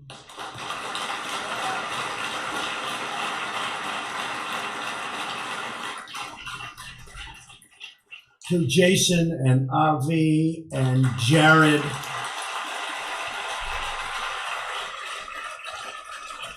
You know, there is somebody making comment about the Jews. My friend, first of all, I understand you are a Christian, but you have to understand too that Jerusalem is the capital of the Jews. It is not us, the Christians, who built Jerusalem. So forget about, the Jews, they believe in Jesus, they don't believe in Jesus. That will not change the fact that your house is your house. Just to make it simple for you. You are a Christian and you've been asked to be a person of truth. If I asked you, according to the Bible, Jerusalem is the city of who? What you will say? You will say the city of the Jews. This is Jerusalem. The name itself is a Hebrew name. So The Jews accept Jesus, they don't accept Jesus. That will not change the fact that this is their land. And you as a Christian, you are required to be truthful. If a house belonged to a Muslim person, not to a Jew, I would say this house is a house for a Muslim. I'm not going to side because of religion. If a Christian want to steal the house of a Muslim person, I would say to him, no, this is the house of the Muslim guy. You are a thief. So don't try to make the Jews guilty because they refuse Jesus. That is something between them and the Lord. Their house is their house, their city is their city, their town is their town, and you have no right to take side just because they don't accept the Messiah. And just to let you know, most of the Jews are coming to Christ. Actually, there's a big movement in Israel. Tens of thousands of Jews coming to Christ as never before. So don't compromise the teaching of Christ to fit with your propaganda or agenda. You see, Christ himself in the cross, he said, forgive them, Father, they do not know what they are doing. What you are saying, don't forgive them, Father, as if you are an antichrist. If the Messiah himself in the cross, he said, forgive them, Father, who are you? Who am I? You see, if I look at what the Messiah said in the cross, as if he knew that one of us one day will come and say we should hate the Jews, as Muslims they do today. The Messiah, he said that so he can mute you and silence you if you want to teach hate against the Jews.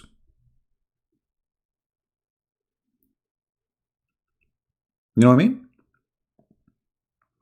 And just remember that all the disciples of Jesus, they were Jews. So if not the Jews, you yourself, you will not even learn about the cross. Let us continue. Listen to this. And they're all great deal makers, and they also understand the other side, and they want the other side to do well, because that's the sign of a great deal, and they understand that. And I just appreciate all of the hard work you put in, and so many of your other friends, and of course our great Secretary of State, Mike Pompeo. Whoa.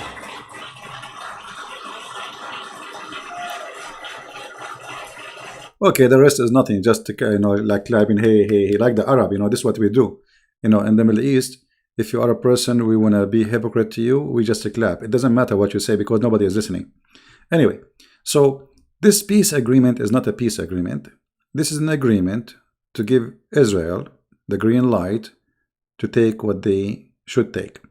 As simple as that. So I'm not expecting much to happen. But as usual, Muslims, they get angry, they burn flag, they dance in the street, and blah, blah, blah. Talk, talk is, this is what they do.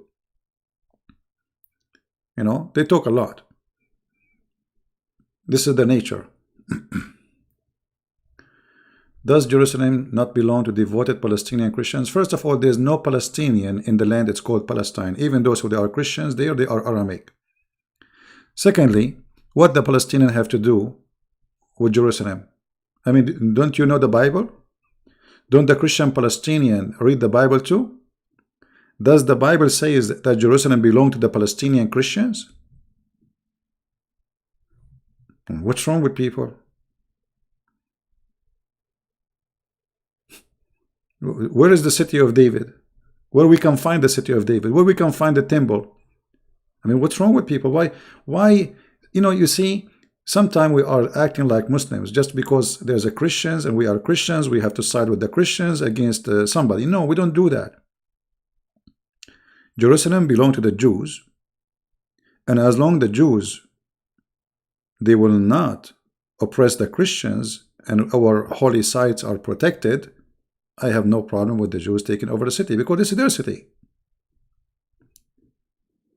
This is their city. The Bible says so. Even the Quran says so. Anyone he tried to change history is a liar.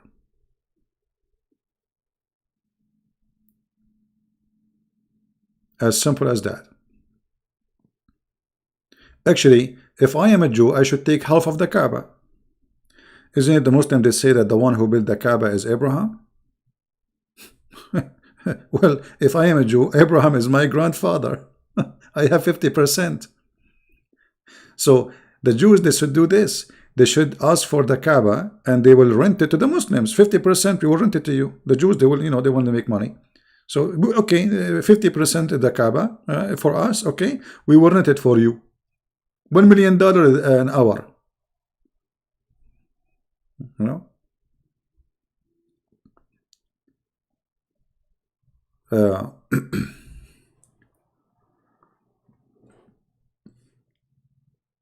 As I said, the problem is there is no real leaders. This is all is politics. This is all is just politics. And politics is like, instead of saying to the Jews, this is your land, take it, forget about those people, you have to make it like as if it's a peace process and we want to shake hands with you. But we knew that the other side, they are full of hatred and they will not accept peace. Doesn't matter what you do. But we have to make it look like a sweet cake. But the fact is not. You know what I mean? Read Zechariah 12:16. All right. My friend, read the whole Bible, not only Zechariah. Why you want to read only Zechariah? Why people only want to read a verse to prove a point?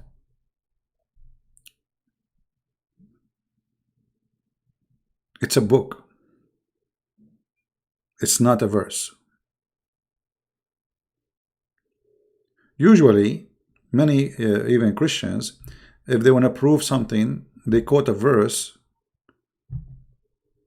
and okay, that verse fit with this incident, so we try to make it for it.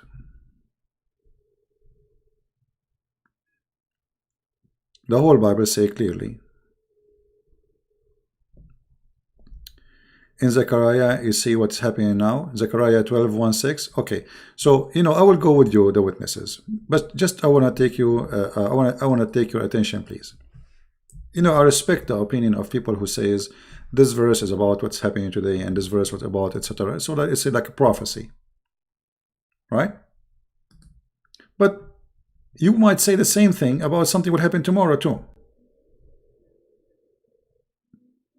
How many people before you, they say the same thing about the same verse many times? What happened always, usually, we try to match between things being said in the Bible and things happening around us, even if this prophecy happened already long time ago.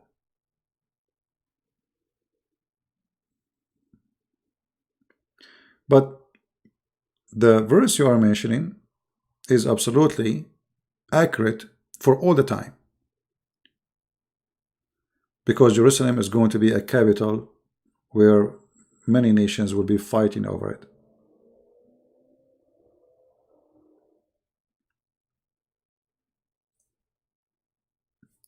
And for me, it's not only one verse will prove a point, the whole Bible proving the same point.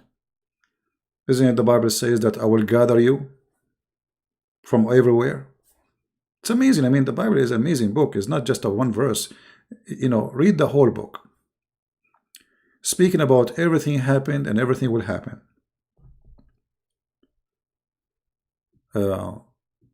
But for us, we discuss mostly in this scenario here, the politics they do, not the plan of God.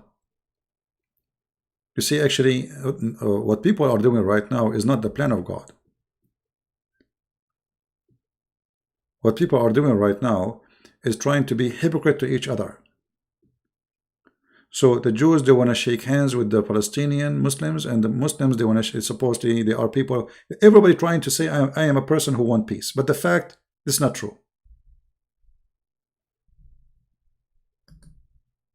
Because simply peace is impossible between two religions who they oppose each other. This is not a peace about the land. This is a peace about religion. And Muhammad, he made it clear, especially for the Jews, that Muslims, they should kill every single Jew in the world, as you see in front of you. So both sides, they understand that this peace is a joke. It's a lie. And even if we sign it, it's going to be temporarily. The Quran says, cry not for peace when you are the uppermost. What does that mean? Well, if you are the uppermost, don't go for peace. As simple as that.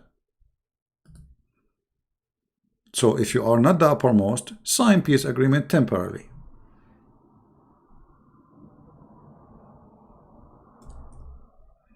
Let us see the verse in the Quran. So Egypt signed peace with Israel. But is that true? No, it's a false peace. Absolutely false peace agreement. It's a piece of paper. As soon the Muslims in Egypt, they can destroy Israel, they will go for a war. As simple as that. Actually, the president of Egypt just 3 days ago, he said, once we destroyed the borders of Israel and we can do it again. This is just 2 days ago. So be not weak and ask for peace. What does that mean? That means the one who asks for peace in Islam is weak. Is not the teaching of Islam. Islam does not teach you to go for peace. It's a peace. It's in a peace is a weakness with the enemy of Islam, and the Jews are the most ugly enemy for Islam according to Muhammad. While you having the upper hand, it's forbidden, and that's why the Muslims they say, okay, well, we are forbidden to have peace when we have the upper hand, but if we don't have the upper hand, we can sign peace, and this is what Muhammad did. He signed peace agreement with the Jews, and later he killed them all. He signed peace agreement with the Arab, and later he killed them all. Muhammad is the best person to sign peace agreement only when he is weak. So the Jews, they should understand, and the Christians too. Imagine if Erdogan, he have an army, can take over Europe. They did that before, they will do it again. What is preventing the Turkish from taking over Europe? They don't have the power. As simple as that. Otherwise, the Turkish, they will swallow you. The same as they took Romania, Bulgaria. I mean, they took most of Europe actually. Why Turkey is not attacking Europe no more? Because they are weak. Otherwise, they will eat you alive.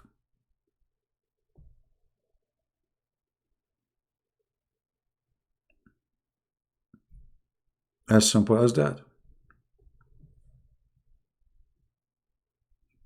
Jack Sparrow, he is saying to us that those who they are the friend of Allah, you know, there is no sad for them. Okay, live with it. Say that to people in Somalia and people in Yemen, they are dying. People in Syria, people in Iraq. Where is your Allah? Where is your Allah?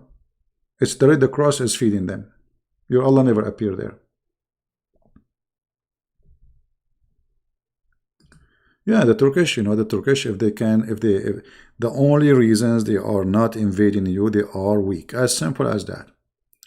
There's a Muslim sheikh from Egypt. He said, why you are poor? Why we are poor? Because we stopped attacking the Christians. He said, do you know how rich Europe is? Do you know how much money we can make from attacking them and bringing those blondie women and selling them in the market? In TV. This is now. This is not in the past 10th century. This is now. He's saying we are poor because we stopped doing jihad.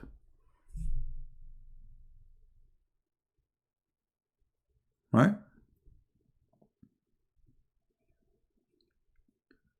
So anyway, I hope that the way I presented this peace agreement is clear to people. I hope we understand it.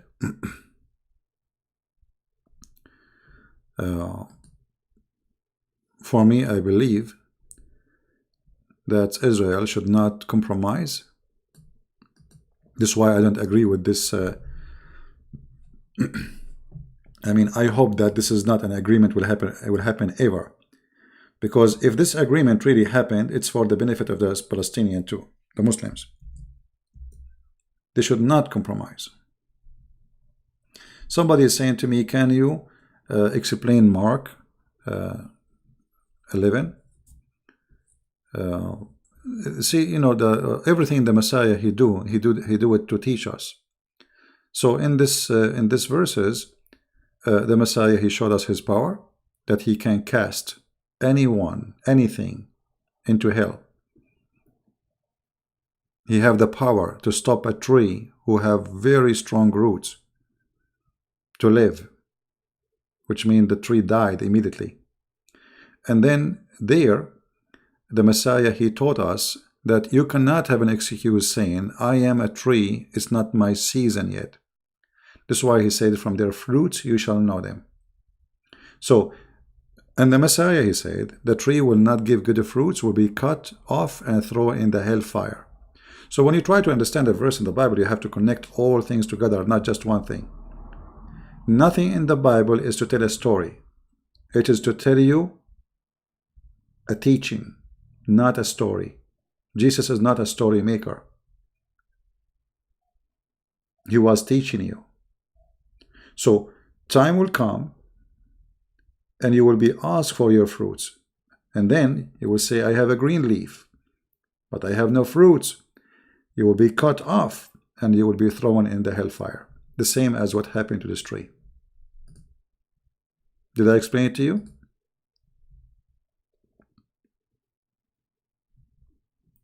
So excuses will not be accepted.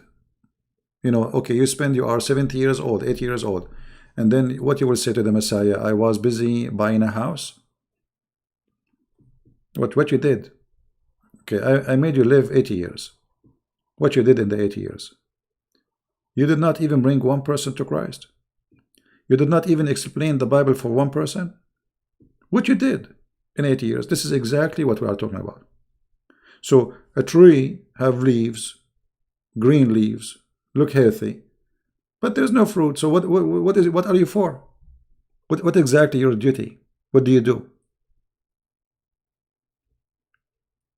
Do you understand?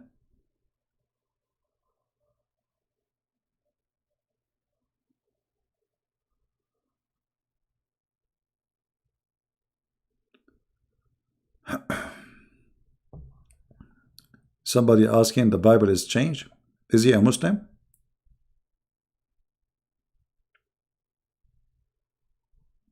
Who is the one saying the Bible changed?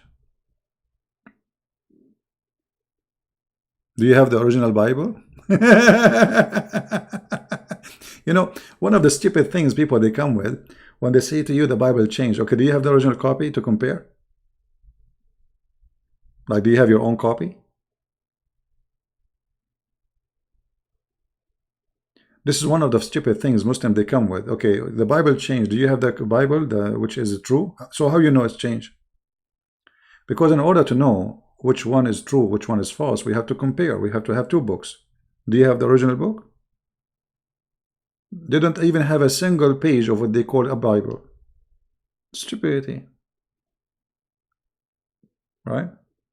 Yeah, stupidity. Secondly, if the Bible changed, that means Muhammad is a fraud. Why? Because the Quran says that the one who sent the Bible is Allah. So what kind of Allah? A Jew, he spanked him and he changed his book. You see, the book belonged to who? To the author. Who is the author? God. Okay, wonderful. According to Islam, who is the one who sent the Bible? Allah. Which means who is the author? Allah. That's wonderful. So how this author, his name is Allah, but yet anyone can spank him and change his book? You tell me. That means your God is a fraud. Because a God who cannot protect his book is a potato God. So when a Muslim he say that, he is spanking his God, proving to us that the claim that the Bible is the book of Allah, it's impossible. Do you see it?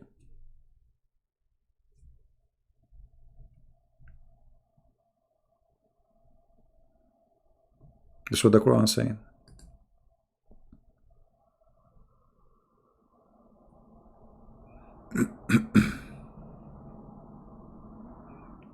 So when a Muslim he attack the Bible, he is attacking himself. He is not attacking me. He's talking about his Bible, not me, not my Bible.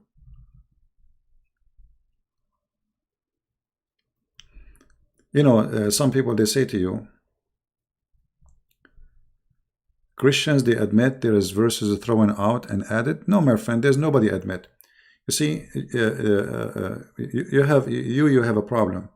You will tell me, like, you know, I know some names who come with those claims, but they study only one Bible, which is the Latin. But the Bible is written in many languages. There's the Aramaic, there's the Hebrew, there's even the Ethiopian, there's the Coptic, and you will find that they are in total agreement. So when an idiot, he tried to come with an idea, says, in this copy, it is different here, the verse, we cannot find it there. Even if this is like in that copy he's talking about, right? Okay. He's trying to do it in an academic way, but it exists in different even language. So we are talking about a book aged more than 2,000 years. And every day we discover more documents support what we have. Like 50 years ago, let us say we used to have 5,000 manuscripts. The number now increased to be 7,000 and 8,000. The 8,000s did not make the book look bad, they make it even look better, because they confirm what it was there and even make it more clear. So this is your understanding, not the truth. How the word of God edited? What do you mean? How come the word of God become a word of edited? That is stupid of you to say. Nobody edited. But a book is written by hands. If I show you your Quran right now, we will find your Quran written in many ways. As an example, if we go to chapter 1, verse number 6 or 7, let us go to the Quran. Look at this. Do you see this word?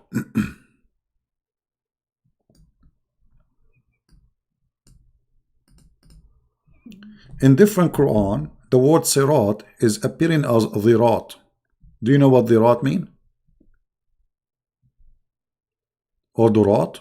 Mean fart. So look what happened. By having one dot, just one dot, here, the word sirat became durat, which means fart.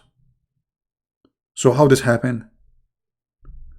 The Muslim, they don't say this is a problem of writers, because people, they are writing by hand. They say that the Quran was given to your prophet in 7 letters. You can go and ask anyone who claims to be a scholar. So if you go and read the Quran recited by Moroccan people, you will see that the word surat is durat. But durat means farting. How the word surat became durat? Some, they say even dhurat. They don't even say durat, they say dhurat. Al-dhirat al-mustaqim. You know, even my stomach is talking. How you come you do not notice the sheepy? What sheepy? What language this guy is using? What sheepy mean? Anyone understand what this guy is talking about? The sheepy?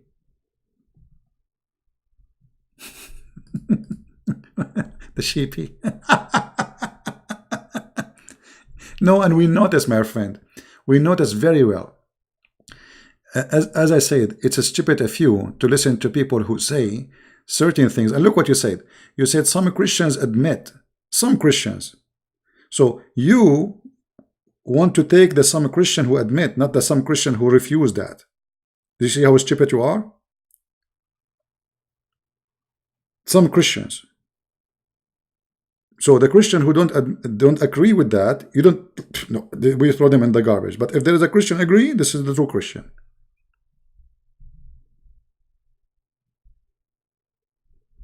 And obviously he is just being stupid. Yeah. What is your religion, Mr. What his name? Sheepy stuff. What's your you are a Muslim, right? How come you don't want to answer me about your God sending the Bible and then the Bible is corrupt? Why your God cannot protect his book? Where's your God was?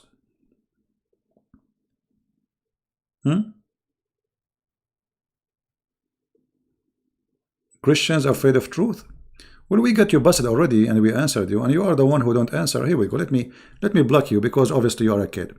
I have no time for kids. Christians are afraid of the truth. Okay, you have the truth. We are afraid of it. What we can do? I mean, that's it. This is the end of the point. I'm terrified because of you now. You know, let us say that those verses you are talking about are not exist, but that will not change anything. That Jesus is God. He made the dead alive. He said, "I am the Alpha. I am the Omega." I mean, if you take, you see, if I take one book out of the four just to make you happy, still the three books witness that Jesus is your God, and his shoes will be in the top of you in the judgment day, and you will be punished for your lies. Are you happy? As simple as that. I will take one book just to make you happy. We have three books left. Just to go with your stupid argument.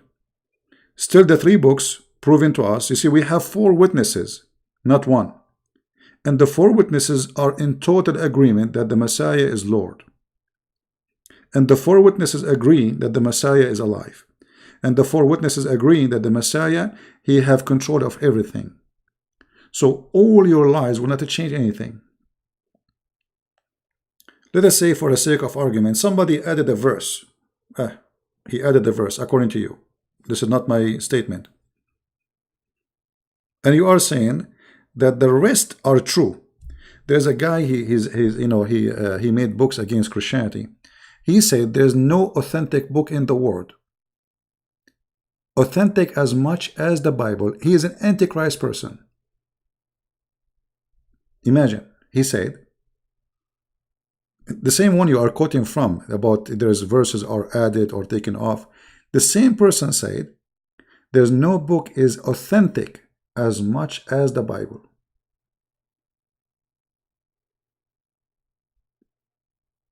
What do you want more? The enemy of our book, they are witnessing that there's no authentic book exist in this earth, have more support of evidence and manuscript as the Bible.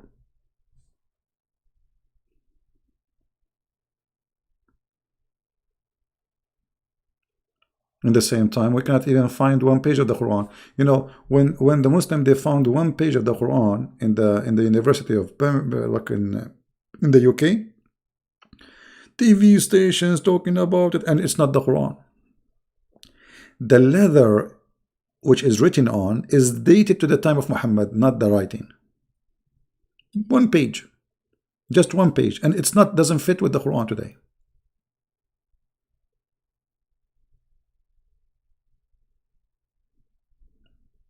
The truth hurt, my friend. You know, if I ask you, you are the one who complain about a verse. Well, Aisha, she said that the chapter of the cow used to be equal to the chapter of Al-Ahzab. Do you dare to say Aisha is a fraud? That's mean there are more than 100 verses, 110 verses, something like that, missing in one chapter alone. If I show you that your prophet, a wife, saying that a goat ate your Quran, and you are talking about the Christian book, you know, you are exactly as the Messiah, our Lord, he said. You see, you know, you are like, you notice the little thing in the eye of somebody, but you don't see the big tree, the big piece of wood in your eye. You are blind. Do you see the goat eating your Quran?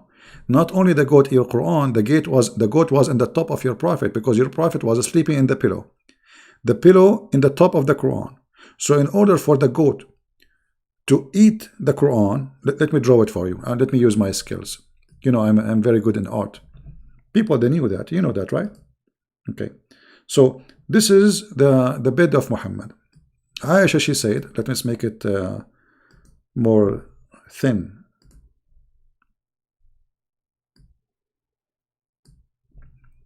This is the bed of your prophet. You force me to use my art. I mean, what I can do, I like art. This is the bed of your prophet. This is the bed of Aisha. And your prophet Muhammad, he is here. You know, this is his body. Let us make it in a green, because the hadith, actually the blue, because the hadith says his skin became a green and blue.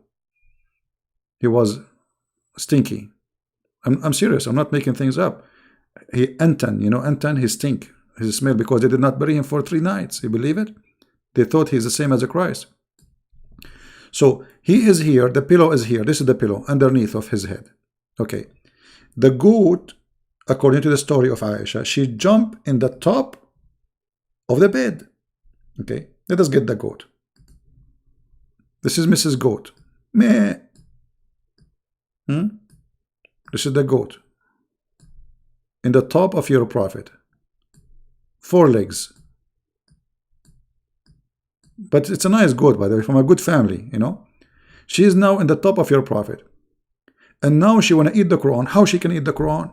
The only way, she is going to push Muhammad from the bed, and Muhammad will fall down in the floor. This is your prophet now in the floor. And now the goat is doing yummy yummy eating the Quran.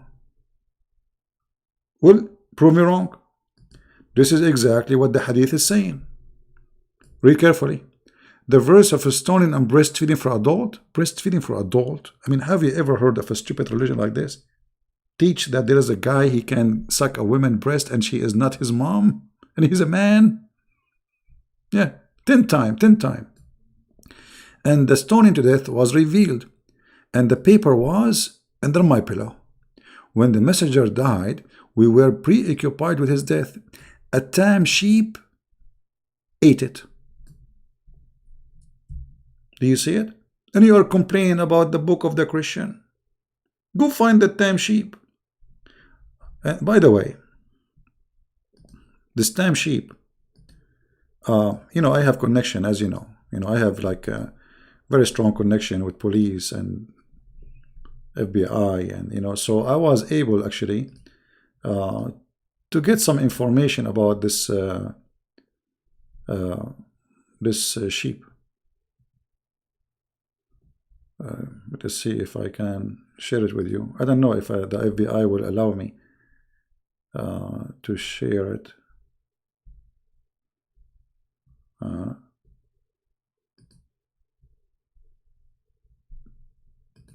Because, you know, it's like a secret information, as you know.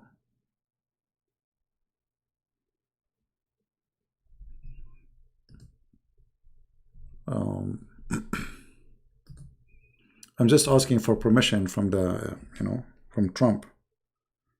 Because, you know, this goat is wanted, you know, top wanted.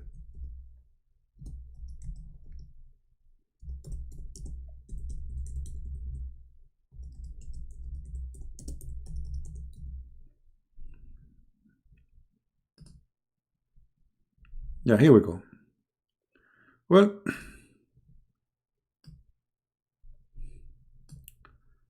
I'm not sure, I mean, how this happened, but it happened. So if you have any clue or any glue, let me know. And you are complaining about the book of the Christians. And what you will say, there's a verse was added out of thousands. This is what you are coming with? When you have all your book is gone?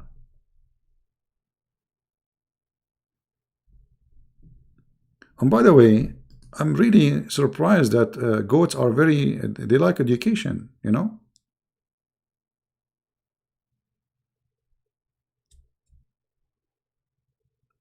I never thought that goats they like to read and educate themselves. And actually, what happened as I think Aisha, she hid some story from us, some information. The goat, not only she ate the Quran, I think she went under the bed in the beginning and she started reading it. And then, because the Quran is delicious, it's coming from Allah, she decided to eat it. This is the bed of the Prophet. The goat, she went in the top of the bed, she flipped the Prophet, she got the Quran, she grabbed the Quran under the bed, and now she is reading it, and then she eat it.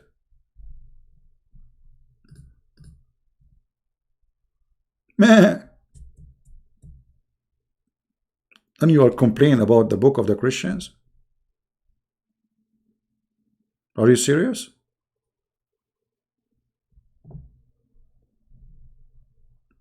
And by the way, this is a Muslim goat.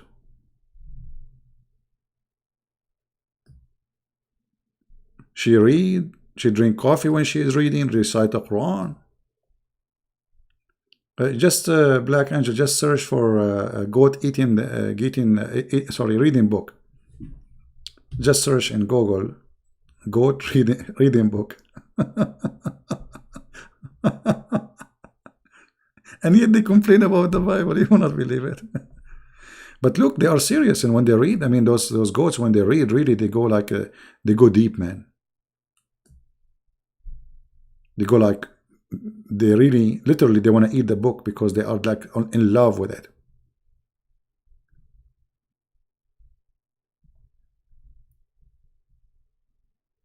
Hmm?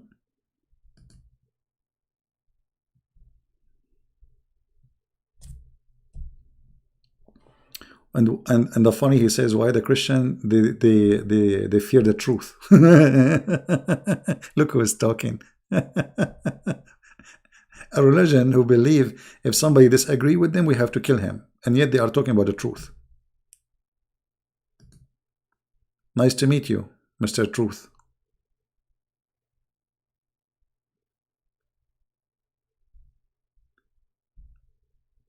Actually, I'm so upset from this goat, because imagine if we still have those verses about the breastfeeding for adult 10 times. That would be fun.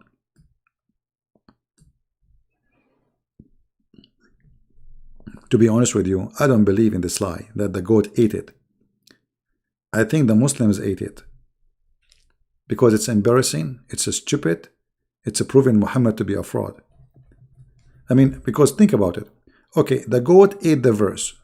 How come no Muslim remember the verse? You know what I mean? Okay, the goat, she ate the verses. She did not eat the Muslims. Are we listening, guys? So, if the goat ate the Quran, and she ate some of the Quran, some verses, okay, but she did not eat the Abdul. She ate the Quran. What about the Abdul? They didn't remember it? Don't the Muslims, they say, we recite the Quran by heart? What is your heart now? The goat ate your heart too?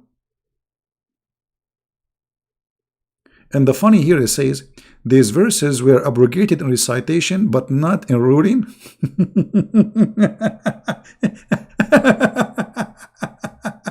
Okay, well, hold on. Why you abrogated in recitation, but not by ruling? I mean, if you want to practice it,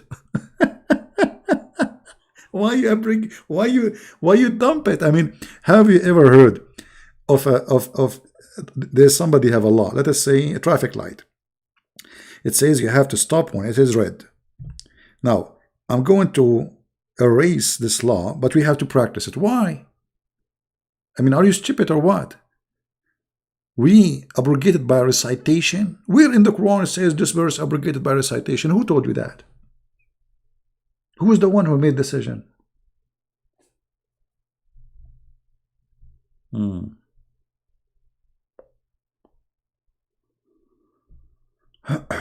If you cannot cure cancer and drink poison, here, this is the same guy, he changed his name and he came. Let me show you how stupid what you just said.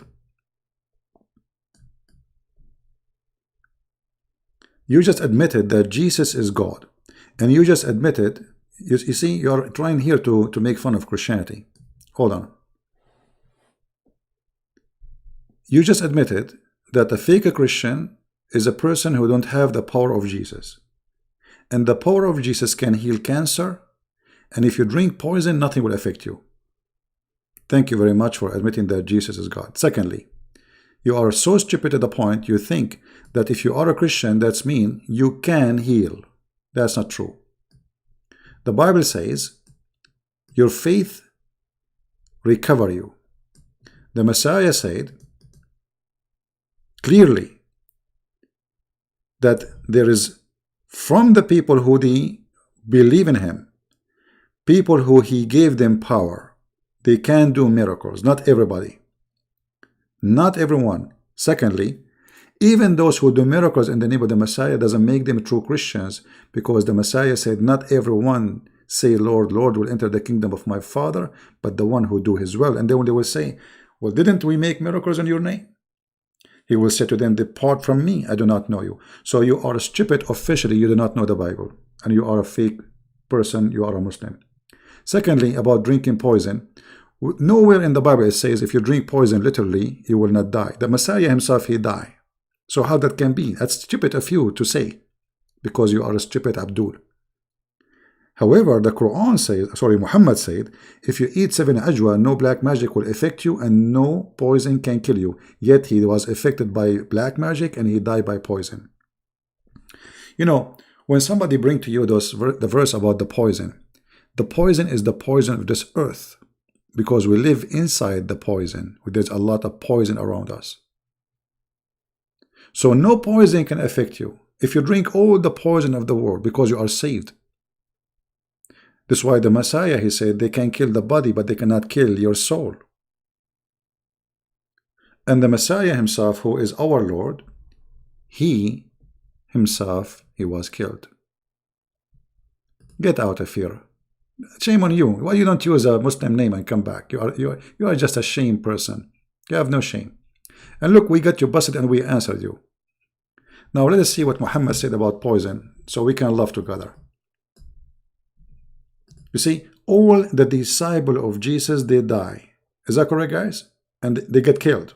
Is that true? Which means death will affect us. Actually, Jesus said, time will come and they will be killing you, and they will think by killing you they are doing favor to God. So the Messiah, he confirmed that we will be slaughtered. Not only they will die. That is showing how stupid you are. So speaking about poison, Jesus is not saying they cannot kill you. He is saying the opposite. The Bible doesn't say that you are Superman who nobody can shoot you. It's the opposite, because Jesus, the Messiah himself, he bled on the cross. So you are coming with teaching is not exist in the Bible. This is your own interpretation because you are a potato. Now let us see Muhammad. This is your prophet. Read and love. And this is meant literally. Literally. He who ate 7 ajwa of date palm tree fruits every morning will not be affected by poison or magic. How Muhammad he died? He died by poison. Like a rat. Rat poison, actually. Do you see it? Where is the 7 ajwa? Muhammad, he eats 7 ajwa every morning. Not only that, Muhammad, he was affected by black magic. According to Muslims, not according to me. Do you see it? Once the prophet was bewitched. Potato. The truth hurt, my friend. You know, when somebody come to you with the verses about poison, didn't Satan, he said to Jesus, throw yourself if you are son of God? What Jesus said? Anyone remember what Jesus said to him? When he said, if you are son of God, the angels will carry you, you know. He said, don't try your Lord. Don't try. So there is nowhere in the Bible it says, try your Lord. So like you go and you take a poison, see if God will save me or not. That is even against Christianity teaching. Never try your Lord. You are a fraud, my friend, and we spank you. Come back with a different name. And here we go. You have a bewitched prophet. Bewitched prophet. Nice to meet you. What bewitched mean? That means Muhammad, he lost his mind. In the best scenario, Muhammad have a demon inside him. This is what the Muslims are saying to us. In the best scenario. This is from their mouth. This is their translation. This is Aisha, the first witness, the first victim of Muhammad, the child wife, saying that. For sure, when she said that, she was a lady. She is not a child. Do you see it, Abdul? A bewitched prophet? This is what you are following? A bewitched man? We'll have fun with the bewitched man. You know, if I say to Mohammedan, your prophet is bewitched, he will be insulted. He will say, you are offending me. It's you who says that.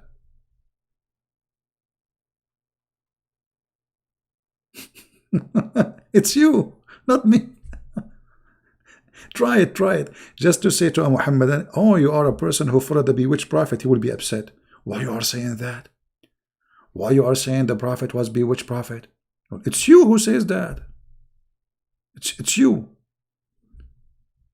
It's you Muslims who tell us that your prophet was bewitched.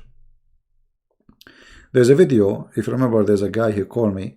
He would not supposedly get me busted. He is from the, the friend of Fifi. So he told us in the video, we have it in Patreon, you can watch it, that a Jewish guy, he made it 12 knots, 11 knots for the prophet, 11 what? Knots. And took Allah 1 year to take the black magic from Muhammad. Look how slow Allah is. 1 year to open 11 knots. That's not not good. And then the prophet, not only he was bewitched, he was having a sexual fantasy. Look at this. The prophet continued for such and such period, imagining that he had boom boom. In fact, he did not. Look, what the heck? I hope the goat is not involved in this story. The prophet, he imagined himself doing boom boom. In fact, he did not. So what he was doing it with who? He was taking a flower to the bedroom of the goat, thinking that this is Aisha.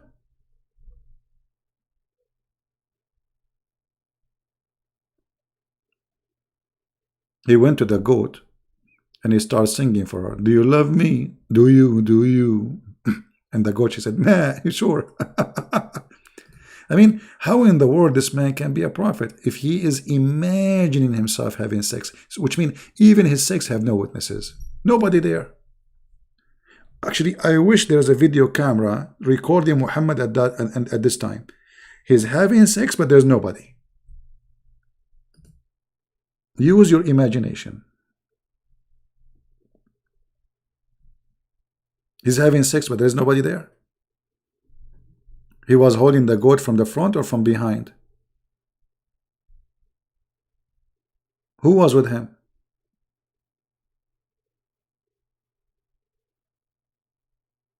Was it a legal marriage or it was mut'ah?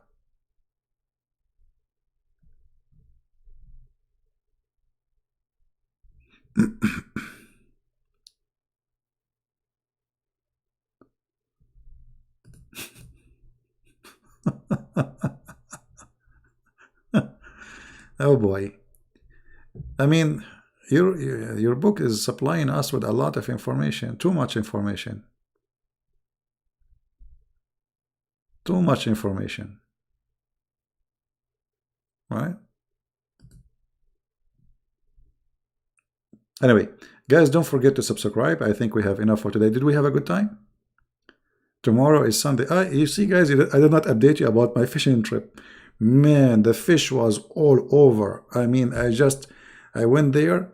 I posted a picture for the beach. It was very cloudy.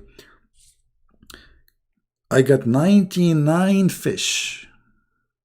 True story. Do I need witnesses? No.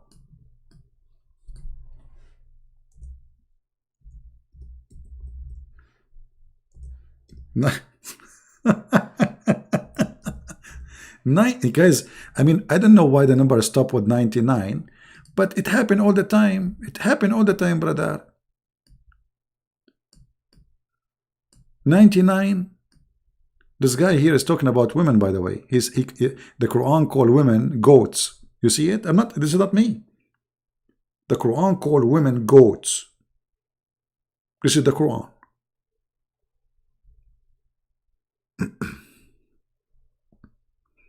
Not even one fish said hello to me. Not even one.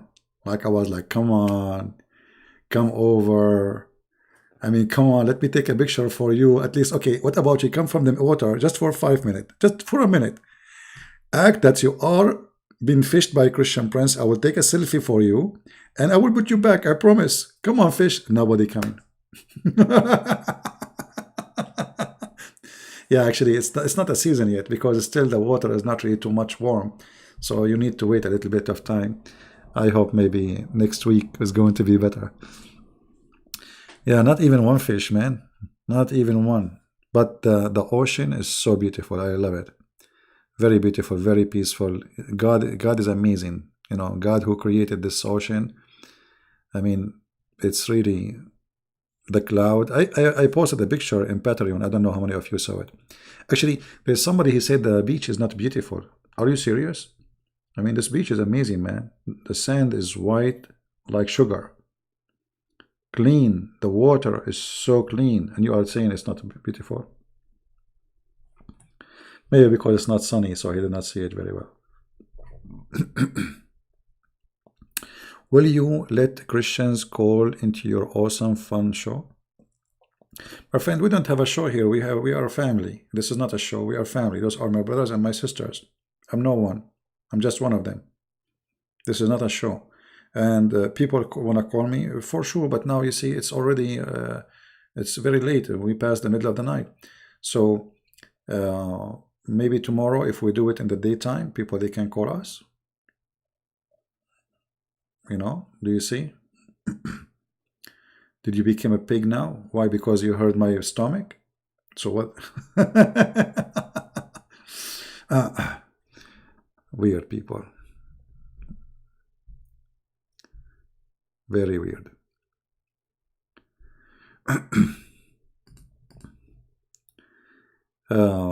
Here we are not doing a show. Here we are family. We meet together from around the world. We are a Christian family.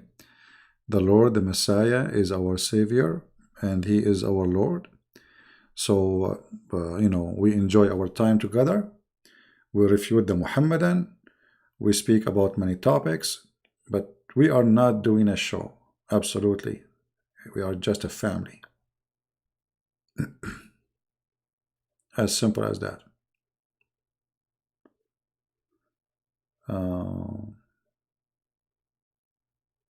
Fishing on Saturday. Okay. I will get Louis Farrakhan next time if I go. Louis. Yeah, actually, you know, for me, for sure, I love to get fish, but I love the ocean, man. Sitting just there, it is so beautiful. And, you know, fishing is, you know, it teaches you patience. Never give up. You know, if you watch videos on YouTube about people doing fishing, so you will see in 15 minutes the guy, he got like 10 fish. But this is not really true. I mean, this guy, he spent the whole day standing in the sun until those 10 fish come. It's not what you think. So fishing is really a very good hobby. I encourage people to do it because it teaches you patience. It teaches you to hold yourself and not to be in a rush. I did not even stay long actually because it's getting the cloud became so strong and I was afraid. I don't have any coat. I'm not wearing anything to protect me from rain. So I decided, I said, okay, you know what? I better go, better than getting sick.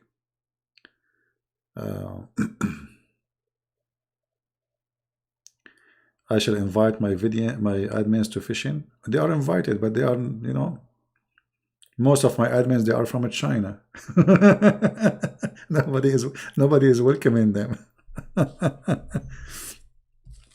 Actually, the funny is, I check airlines to go to different countries. I found that this is the best time to fly. Tickets are so cheap, and I'm sure if you go in airplane, it's going to be empty. I mean, this is really the best time to go. No, there was no rainbow. Right? Yeah. Destroy CP. Muslims over destroyed me. And this is why I bought a lot of glue from Amazon. You know, the Muslim, they destroy me, I destroy Muhammad. Let us see who is the winner. And brother, yes, I agree. They destroy you. Muslim destroy me to the point I imagine myself having sex, but in fact I was not. I mean, do you believe what happened to me now? Are you there, Mr. Truth? Look what happened to me. I'm being honest with you, brother. I continue for such and such period, imagining that I had sex, boom, boom, with Aisha, but in fact it was not Aisha. It was the goat. So this is just to explain to you how bad the situation is. Very bad. I mean, this is what happened when you are destroyed. You think you are with your wife, it turned to be the goat. What you can do, brother? Do you think I have hope? The funny, by the way, the Muslim, they say, if you read the chapter of the chair, that will stop the magic. Okay, why Muhammad did not read the chapter of the chair and the couch and the chapter of the zucchini and the fucchini and the tutini? Why he did not stop the magic for himself? Your Quran doesn't work? Chapter of the chair? Your Muhammad, he, according to you Muslims, some, like the guy who called me last time, he said the Prophet was possessed for or under black magic for a year. Where is the Quran? If you banned all the Abdul, you cannot have a debate. They are not debating, they are just coming here to call names. Do you see anyone debating us? Mimi? Bibi? Do you see debaters here? They are just coming, you are destroyed, Where's the debate?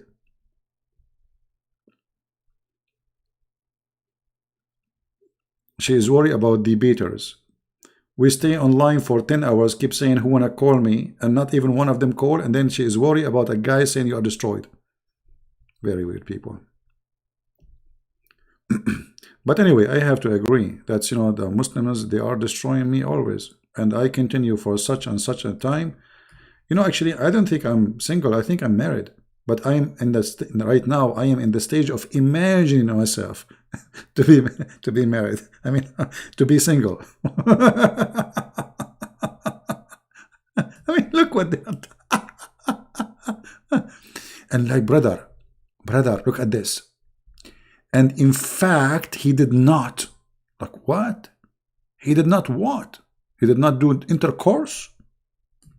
So what he was doing?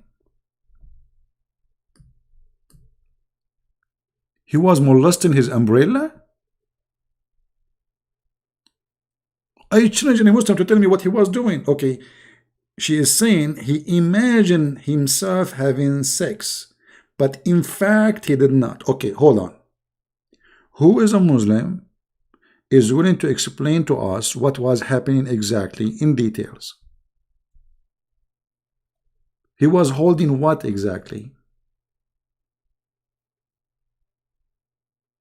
Hello? We are talking about intercourse. So Muhammad was doing something there. He have intercourse, literally. But it's not with his wives. It was with what?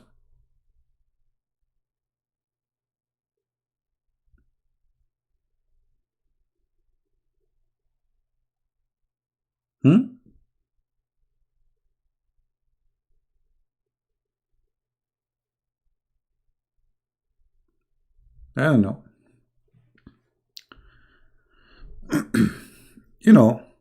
And look, Muhammad, he found a solution. 2 angels, they came to him. 3 angels, actually. There come to me 2 men here in the story.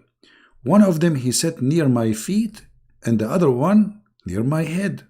Exactly as they do it in the surgery room, man. Look at this.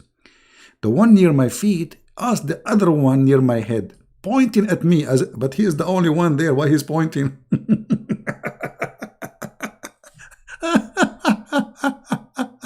I mean, 2 angels coming from behind the 7 galaxies, and one of them is pointing. What's wrong with this guy? Huh? What's wrong with the guy? The other one, he said to him, the later replied, he is under the effect of magic. True story. The first one asked, who had worked magic on him? The other guy, he have all the information. The one on the left is an idiot. He's stupid. You know what I mean? The one in the top of the head of Muhammad, sitting in the top of his head, is the smart guy. He have all the information. The other guy is like a taxi driver, maybe. He's the one who like gave the angel a ride, or maybe he's a Abdul who work for Uber, whatever they call it. The other replied, His name is Lubaid. He have his name. Unbelievable. Lubaid ibn Asam. Shame on you, you idiot. Why don't you use nicknames so they will not know who you are? Call yourself Christian Prince. Call yourself something. Why you give them your name? Now they know you. The first one asked, what material did he use? Material? Man, there is chemical here involved. You see here, chemistry and physics, quantum physics, material. So in order to control Muhammad, you have to use material. Hold on. All right, material. I like the material thing here. Material, right?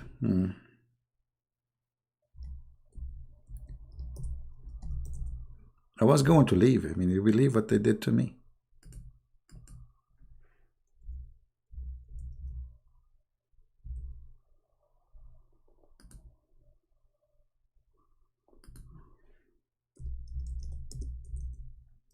Material.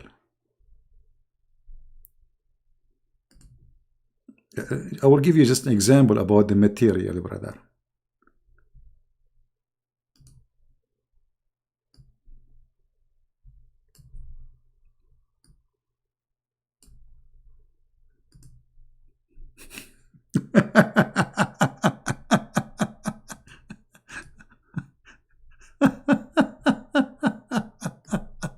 Unbelievable. I mean, that's what is that? They control your prophet by material. Is that Muhammad in there? The Jewish guy, he got the Barbie of Muhammad and he was pushing needles in his... Hello? Material? Are you sure?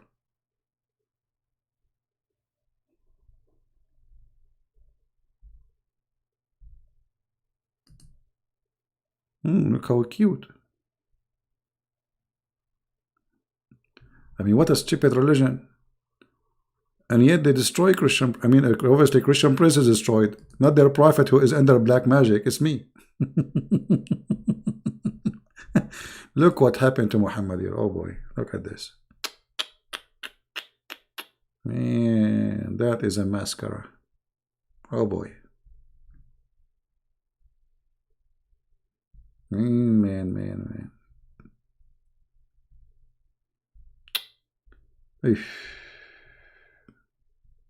It's not easy. It's not easy to be a prophet.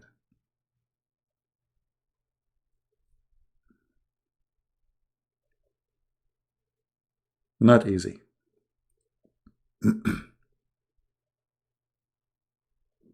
This is the garbage you have in your books, and you think you can destroy us? I mean, look, any stories of those stories is enough to make everybody laugh at you and your religion and your God and your prophet.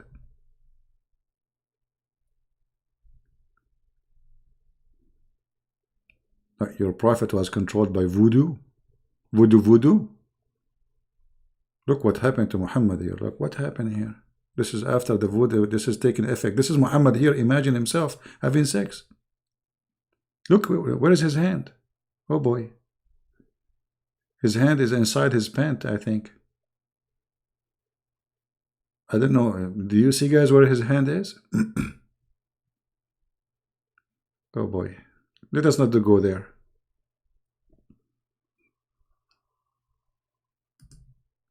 Look at this. This is the Jewish guy. Now we know who did it. Oh boy. Things is really getting horrible.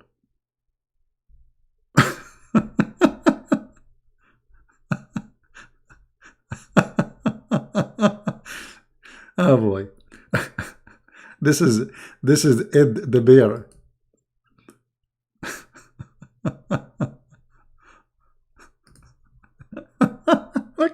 Look at this one.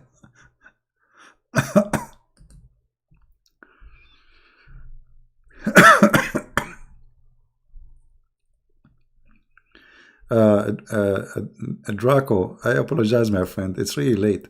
Maybe tomorrow we go live on air in the daytime. You can call me. It's really late now. It's like, you know, we are Maybe for you it's daytime, but for me it's really late. You see, I did not open my Skype. Anyway, when the Muslims always they destroy anyone who speak against Islam. I mean, that's it. They are destroyed. What you can do? What you can do? That's it. They destroy you. You know? Yep. True story. Voodoo. Yeah, don't remind me of the surgery now. This is a different topic. Come on. Yeah, maybe we shall talk about the surgery tomorrow because too much comedy is not good.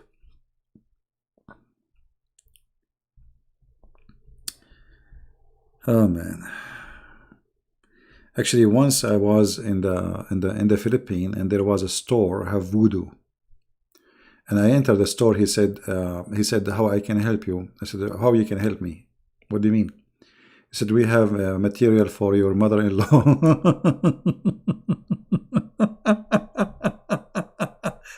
I said to him, I don't have one. I killed her already. He said, oh, okay. He looked at me seriously. You think I'm serious? And then he said, well, if you like, there is a girl, she love you, and you love her. She is not, she don't care. We can give you something to make her love you. I said, no, I don't like girls to love me, actually. Then he said, oh, well, I said, no, don't go there. Don't think there. I said, I don't like girls to love me, but I mean everything. Yeah, this is how they fool people. Like your mother-in-law, you don't want her to visit you. She's bothering you. We can give you things to stop her. There's a girl, you like her. She don't care for you. We can make her love you. And there's many fools, they fall into this garbage. There's many stupid people, they fall into it. Yeah. You Muslims, as long you can do black magic and etc., why you don't control Trump and Benjamin Netanyahu? Control the world, my friend, by black magic. What's wrong with you?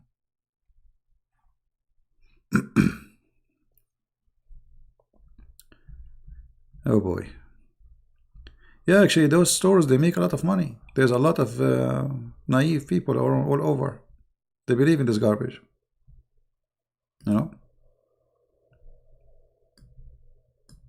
Like now, you can go and buy one Barbie from those stores. You Muslims, I have an idea for you. Why you don't get a Barbie from those stores for a Christian prince? And then you bring needle and like, it hurt. What do you think? Each time I try to talk about your prophet, you hit the needle. What do you say? Muhammad was bewitched before the surgery or after? after the surgery. After the surgery. Yeah, but people, they believe in this garbage. They do. You see, there is even Christians who go to church. They believe in this garbage.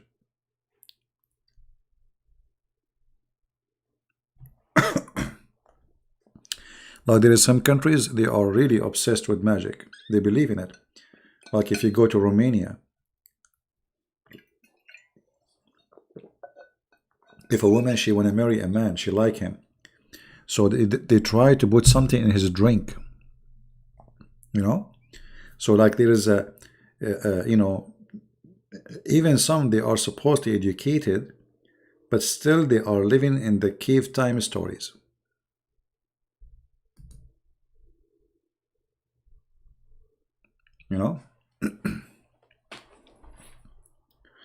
Look like until now, no woman she was able to put something in my drink. And this is why I don't go and drink in restaurants, and I eat at home to be safe and secure. You don't want to go and drink something and they put something for you and then you find yourself marrying a woman you do not know. Hello? And then what will happen next? You know what will happen next after this? You imagine yourself having intercourse, but the fact she is not your wife. She is the pillow.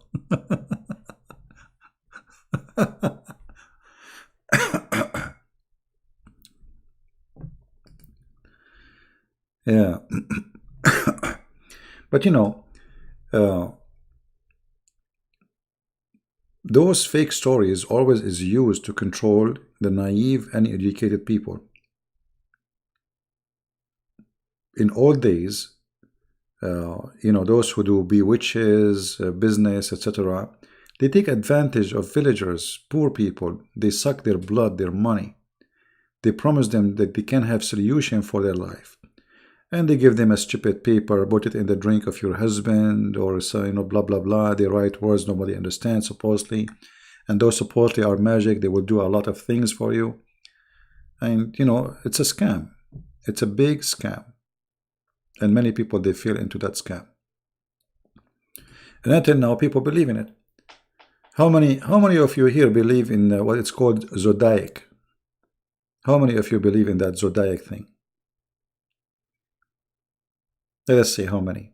How many of you listen to the zodiac news about which month you are born and what will happen to you today? How many? Come on, from 700 people, nobody believe in it? There's no way. There's many people believe in it.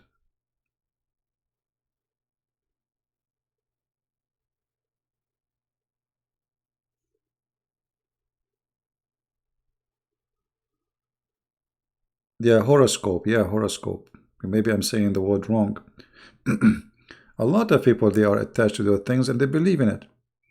Today, when you are going to work, you are going to meet someone.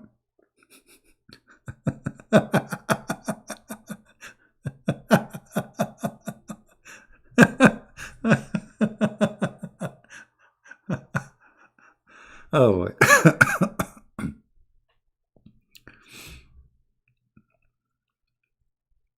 Yeah.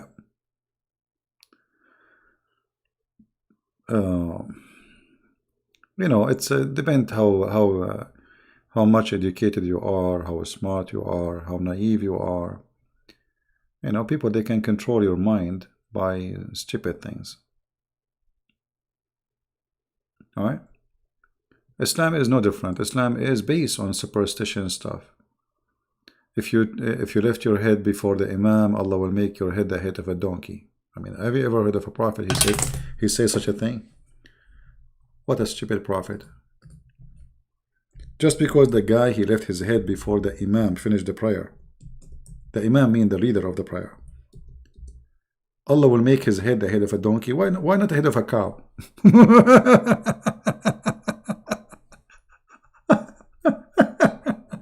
I mean, what's wrong? Why they focus in the donkey? Huh? Why Allah will make your head the head of a donkey? What is exactly the problem with the donkey? What about the head of a cockroach? Unbelievable.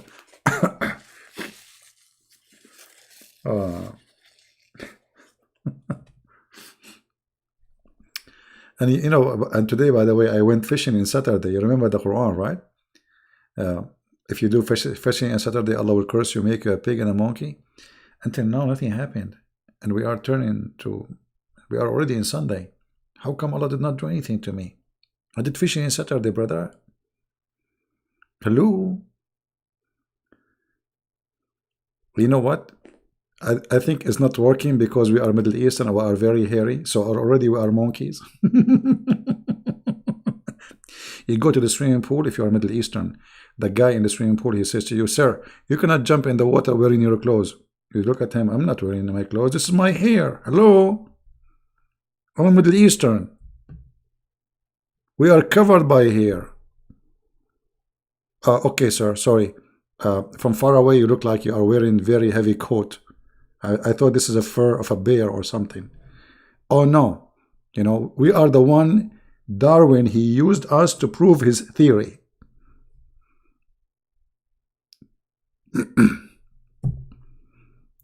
Yeah.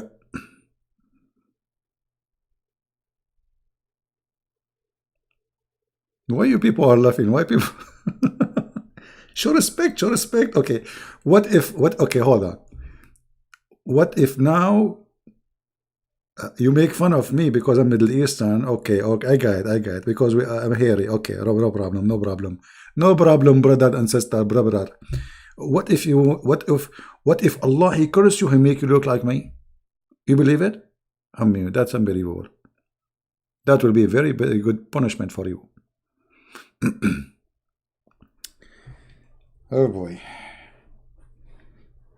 This is a true story, by the way. There's once a guy, he made fun of a Christian prince, how he looked like, and he woke up in the morning, he found himself look like him. Unbelievable. He hate myself. He jumped from the top of the mountain. I can show you the hadith.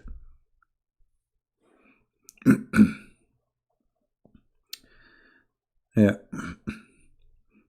No, we are hairy. We are very hairy. You know, I shave my beard. I just took a shower 2 hours ago. I can feel the hair is growing again. You believe it? The poor Zakir Naik, he spent his life to grow little hair in his beard. I mean, I wish I can help him. I shave it at night. I woke up in the morning, I have a beard again. And not only that, it's very hard to shave. This is why I shave in the shower. You know, if you try to shave it not in the shower, it really hurt. Because the hair is so strong. It's like, it's not a hair actually, it's a grass. What hair? This is not hair. It's like a knife.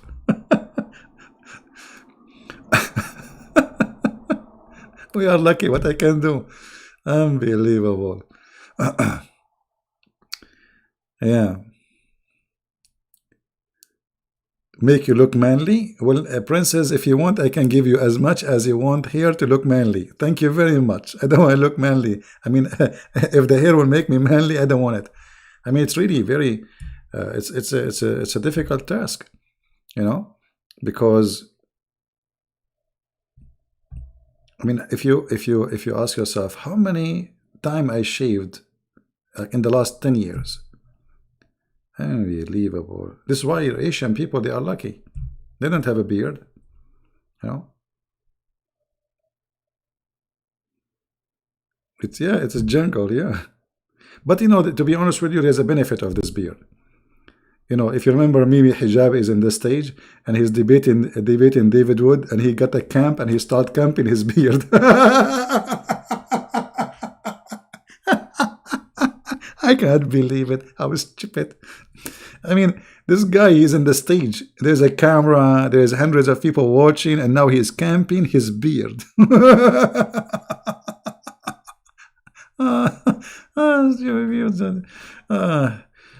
Dummy people. Yeah. Yeah, he think he have a horse tail. Oh boy. But it's useful, you know, sometimes you don't have a towel, you want to dry your hands, etc. It can be useful. Right? Hey Phoebe, how are you? Yeah, what a lovely family, man. What we can do. Okay, guys, anything else? Are we done for today? I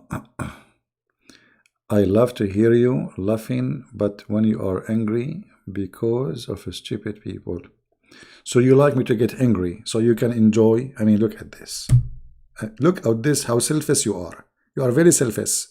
So you like me to be angry so I can laugh at the way people and then you enjoy it. Oh, he boy. Unbelievable. Yeah. Anyway. No, actually, honestly, the Asian, they are very lucky. They don't have hair like us. You know, it's too much. And actually, I am not really compared. There is some Middle Eastern, they are literally like bears, you know. I mean, hair grow everywhere, not only in their beard, which is not really nice. Daniel is saying the same. He is American, Native American. He don't have a beard. Yeah, it's good for you, actually. You know, it might be like, you know, for some people, they care for maybe he will think he look good with a beard or etc. But it's not practical. Same time, it's too much work, especially if it's going to grow very fast. I wish there is a. Do you think camel urine can fix that? So if we like drink camel urine, that will slow the beard from growing.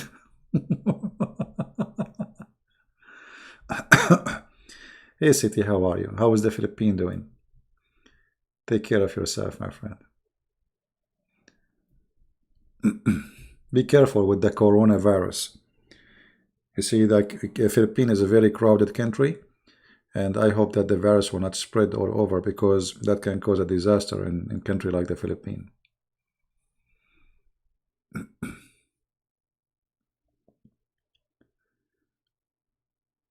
Yeah. What lucky you don't know? I am catfish only at night, left only. Christian Lim, I have no idea what you just said. This is sound like Quran for me, honestly. I'm trying to read your words. I cannot understand anything. We are addicted to you. Thank you, Phoebe. I do my best. All of you here, you are part of the team.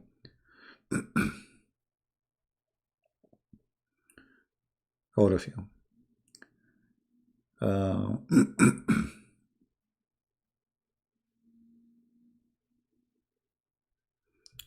It is not that, CP. It is different, CP.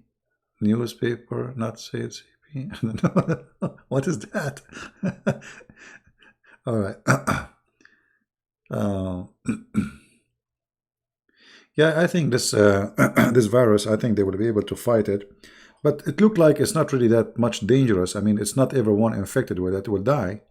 So, like, there's a small percentage of people who may look like their immune system is very weak, and this is the one is killing them.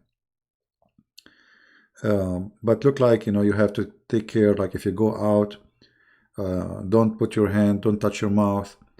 You know, don't eat with your fingers outside, touching people. Simply avoid your hands touching people and putting it in your lips or wherever.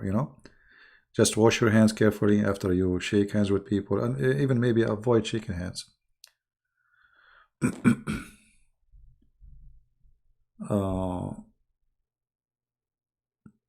Should the Christian man remain completely abstain and single bachelor?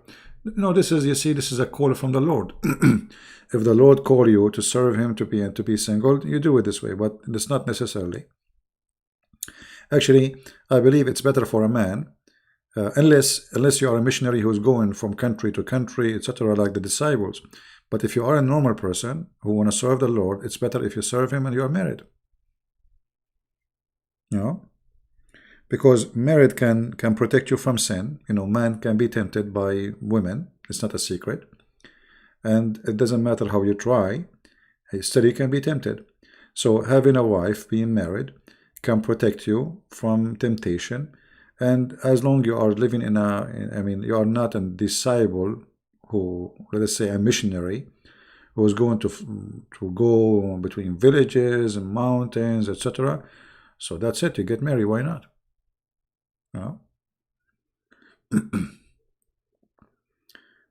But if you are a person who is going to spend his life as a missionary, it's not good to have a family because your heart cannot be in two places. You have kids to take care of them, you have a wife. So then you go, you travel, and you don't care about what will happen to you. For me, people ask me, don't you like to get married? I love to get married, but where? Who? I don't know. You see, it's not easy to find someone can fit with someone like me. I have a lot of enemies. My life can be in danger, and a woman, she will marry me, she have to accept all terms and conditions. You know what I mean? How old are you? I'm very old. I was born before that Abdul, his head became a head of a donkey. uh, what about when you have a bad marriage? You see, I believe there's nothing is called bad marriage. I think there's bad spouse, which means you and your spouse, you are doing bad stuff, and that end to be a bad marriage.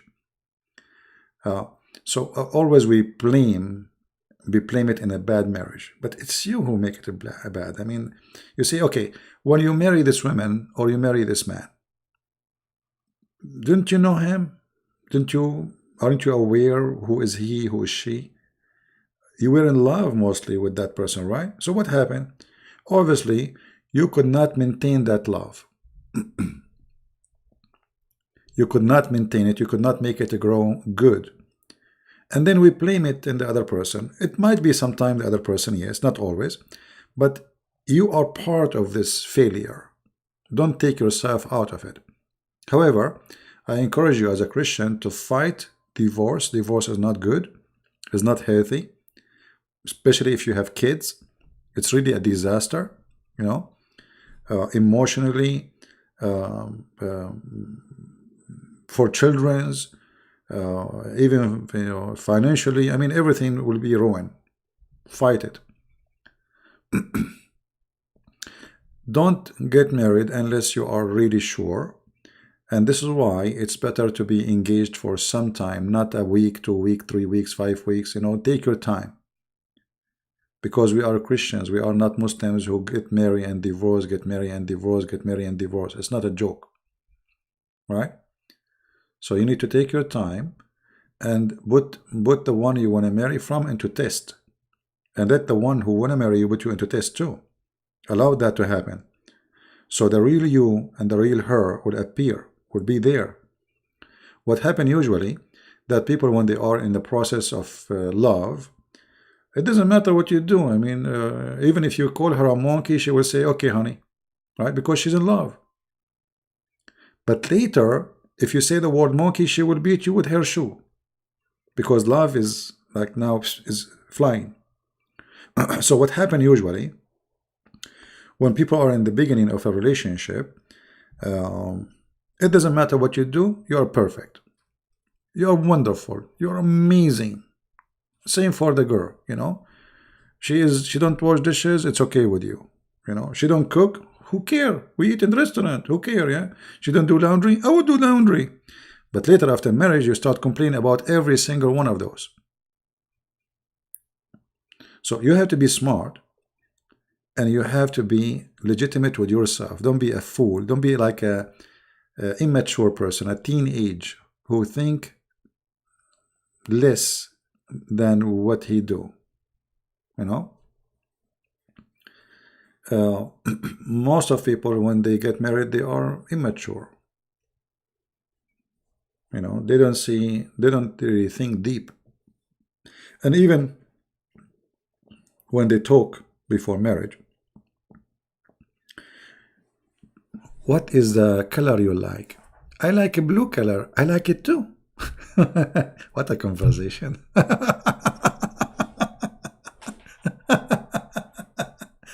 And then if she like the music you like, and you like the color she like, and you like the food she like, and you like it, that's it. Now we are a perfect match.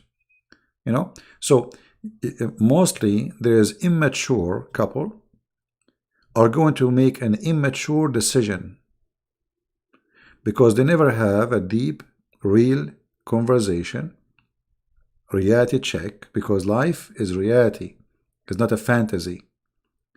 Those people, they live a fantasy more than reality.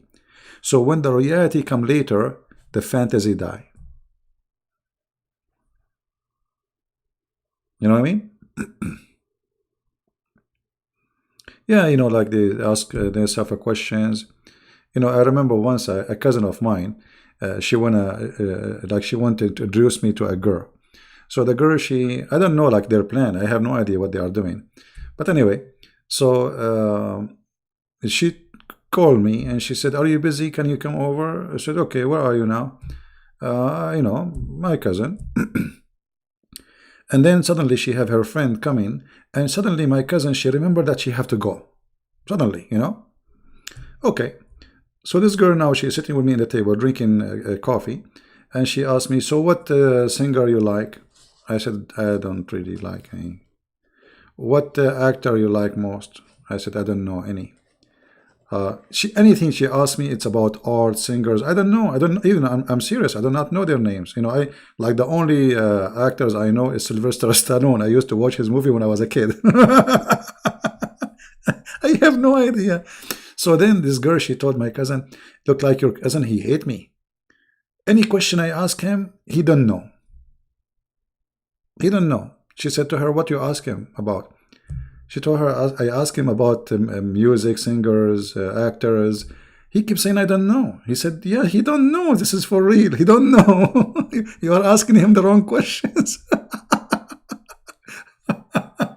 So, yeah, for her, she thought like I'm trying to be rude with her. I'm trying to get rid of her because I don't know, you know. But this is an example about how people, they try to find out who are you by asking you about a singer, what song you like, what music you like, what color you like, you know. So many silly questions make you look bad, supposedly, for that person, because obviously you are ignorant. You do not know even a name of an actor, a singer. Like, hello, where you live, you know. Yeah, so, you know, people, they look for different quality, and everybody, he define quality as he wish.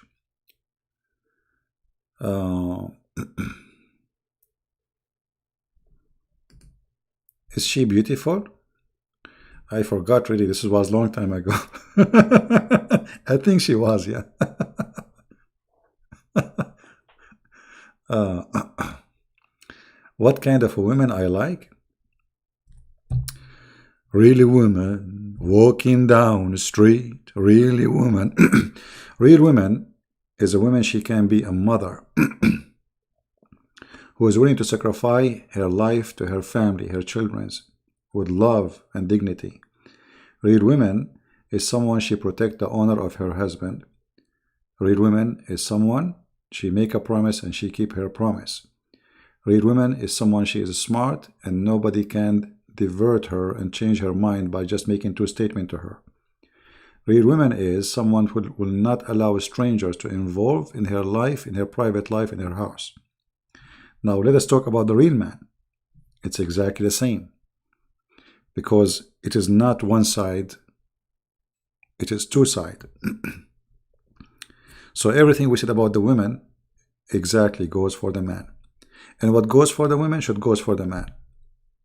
Which means if the woman, she is not allowed to do something, is not right to be done, the man should have the same, let us say, reasoning. Right? No women, no cry. No, you might cry more if there is no women. Here we go. You know, like if you have to cook for yourself. No, you know. See, it's good to have a family. Family is good, my friend. And we are a human. We are created to live as a social life. Family, you know, Adam, Eve. This is how God created us. So it's good to have, but you have to find the right person. Otherwise, you will live in pain. You know, you will live in pain. Otherwise, you know, you have to be careful. You will live in pain, and your wife will be in pain too. So you better be careful.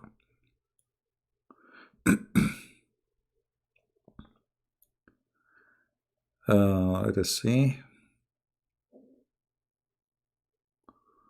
Why you are not married? I just said, if I find a woman, I can, first I like to have a children. I love children, really. But I'm very, very careful because I'm different. My life is different. So it's not that easy.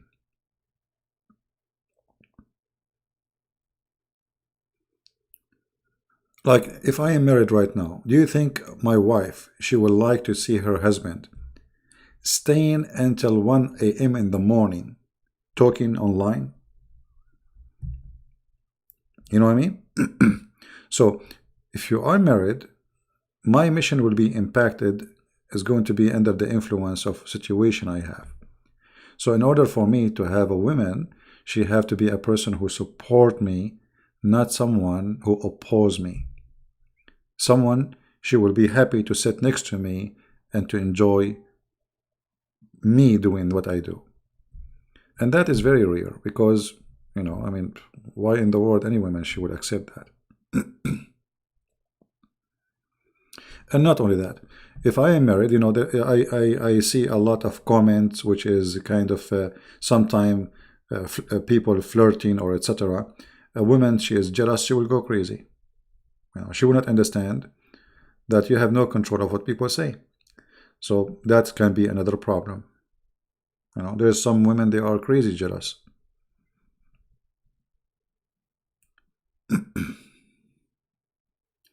Back to the topic of the podcast. We are done with it. That's it. You can play the video from the beginning. We talk about it enough, my friend. Yeah, we spoke about the topic. Go from the beginning. You can go backward, in the beginning of the podcast, you can hear it. Yeah. Anyway, if the Lord, he will, one day he will send me someone who's good for me, why not? But if not, I'm happy like this, no problem. God is good. Japanese women, for me, actually Japanese women are very good women. I heard that Japanese women are very, they have a lot of like respect tradition. They have a good respect tradition. Yeah. I think there's good people everywhere, but how you can meet them? For me, look, how many hours I spend online, where I'm going to meet people. And even if there is someone maybe good right there, how I can trust even to talk to anyone? It's not easy.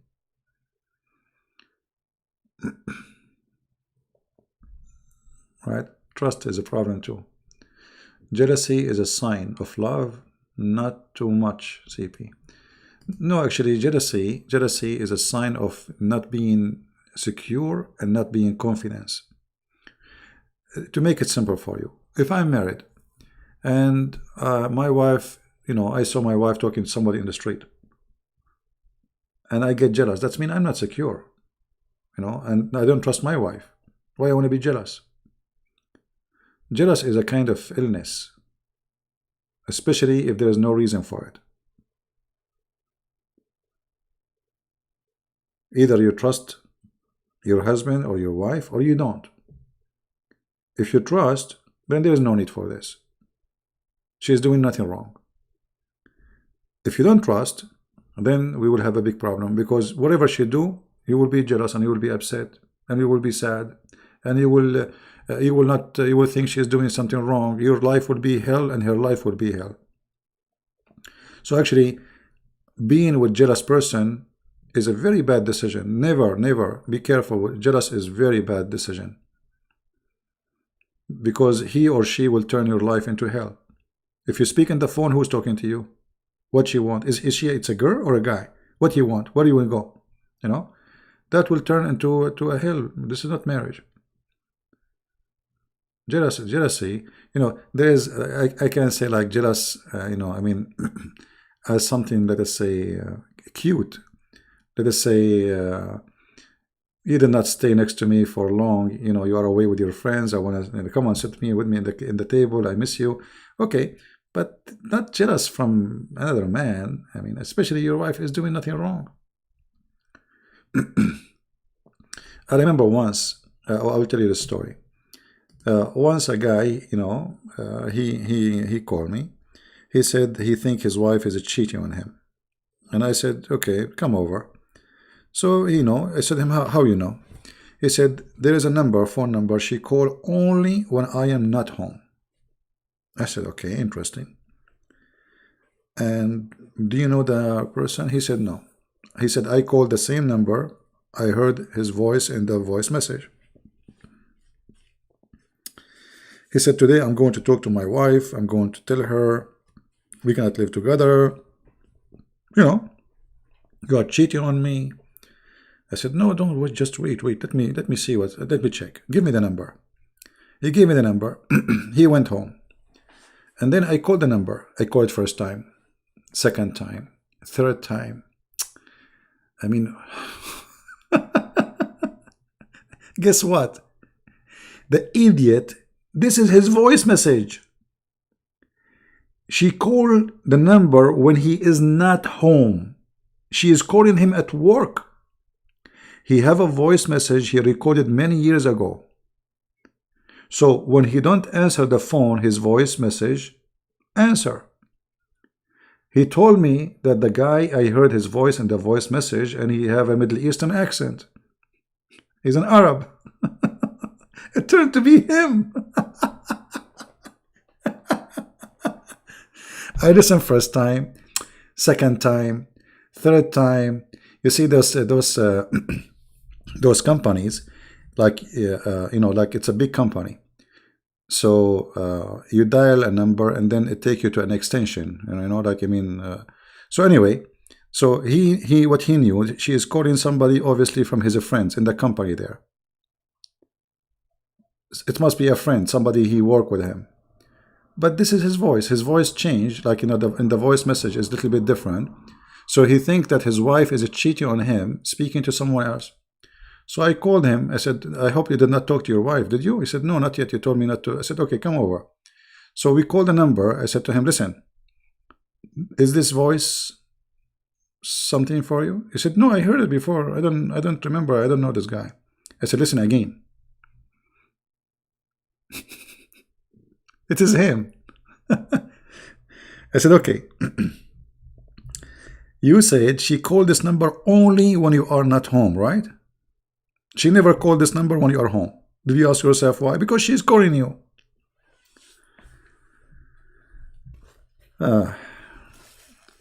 Sometime with little stupidity, it can destroy your marriage. So imagine if this guy, he went to his wife and he accused her of cheating, then, God knows what would happen. You have to be smart. And if you don't trust the person you want to be marrying from, then don't get married. Right?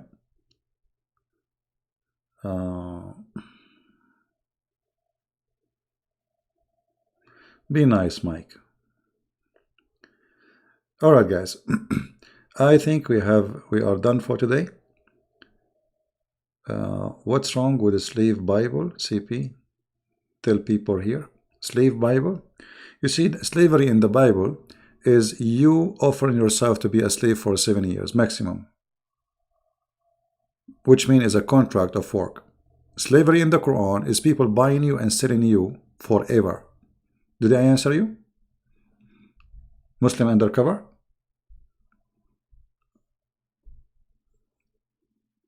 Holakaya, Loyaya? Did I answer you? In Islam, you buy and you sell people. In the Bible, a slave will be free maximum after 7 years. And slavery happened because simply like you borrow money from somebody, you cannot pay him back. So what do? You say to him, okay, me, depend in the how much you borrow. Me and even my family, my children, all of us, we will be slave for you and your servant for the coming 3 years. We will be your slaves. This is what slavery is about. Now, do you have that in your Quran?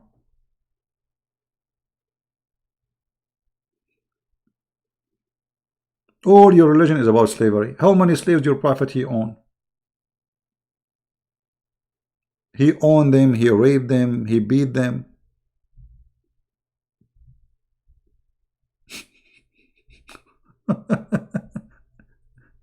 Potato. Your prophet, even he received gifts, a human being, which means Amazon, they have a shipment. He opened the box, he found women and men inside the box, and he accepted that. And we can show you tons of reference. And you are talking about slavery. Right? Read CBN News about slave Bible. We are shocked already, and we are shocked. CBN News, guys.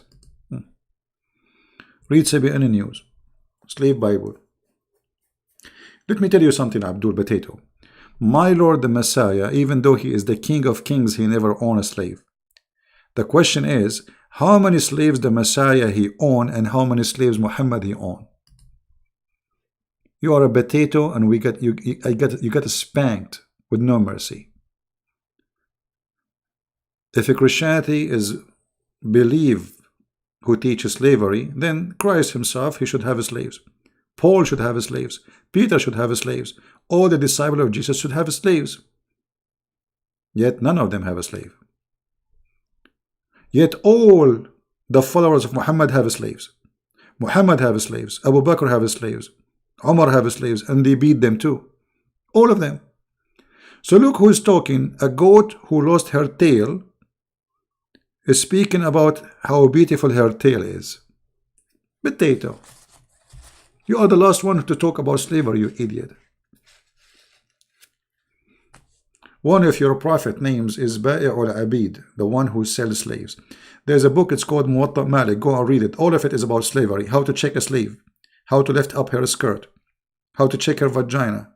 How to check her ass. Go check. Stupid idiot.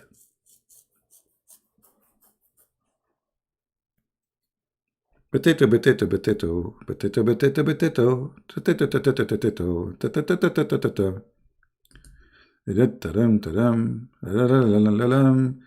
So today I noticed something, that it's very hard for me to find a Muslim to debate me, and it was not easy to find a fish. Anyway, I want to say, guys, thank you. It's getting really late here. I hope we had a good time. I will try to be live on air again tomorrow. Actually, today, I mean, Sunday already, if I can.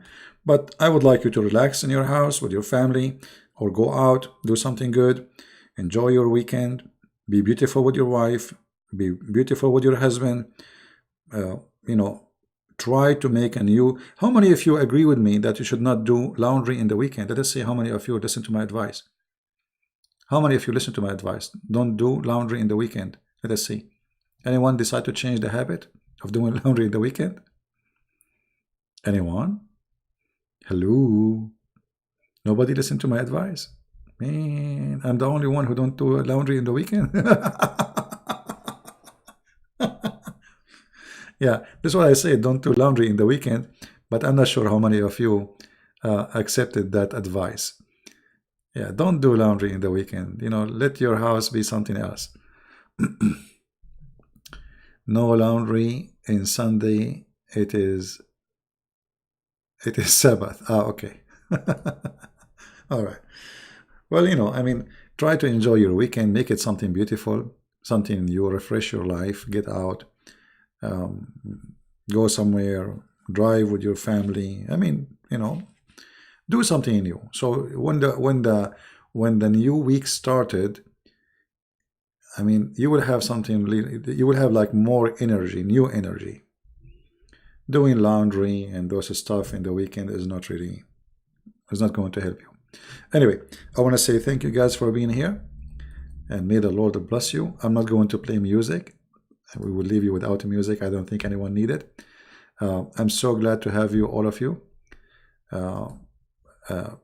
Whatever here we try to share with you. It is a personal opinion when it comes to politics. You don't have to agree with me. Maybe I'm wrong. Maybe I'm right.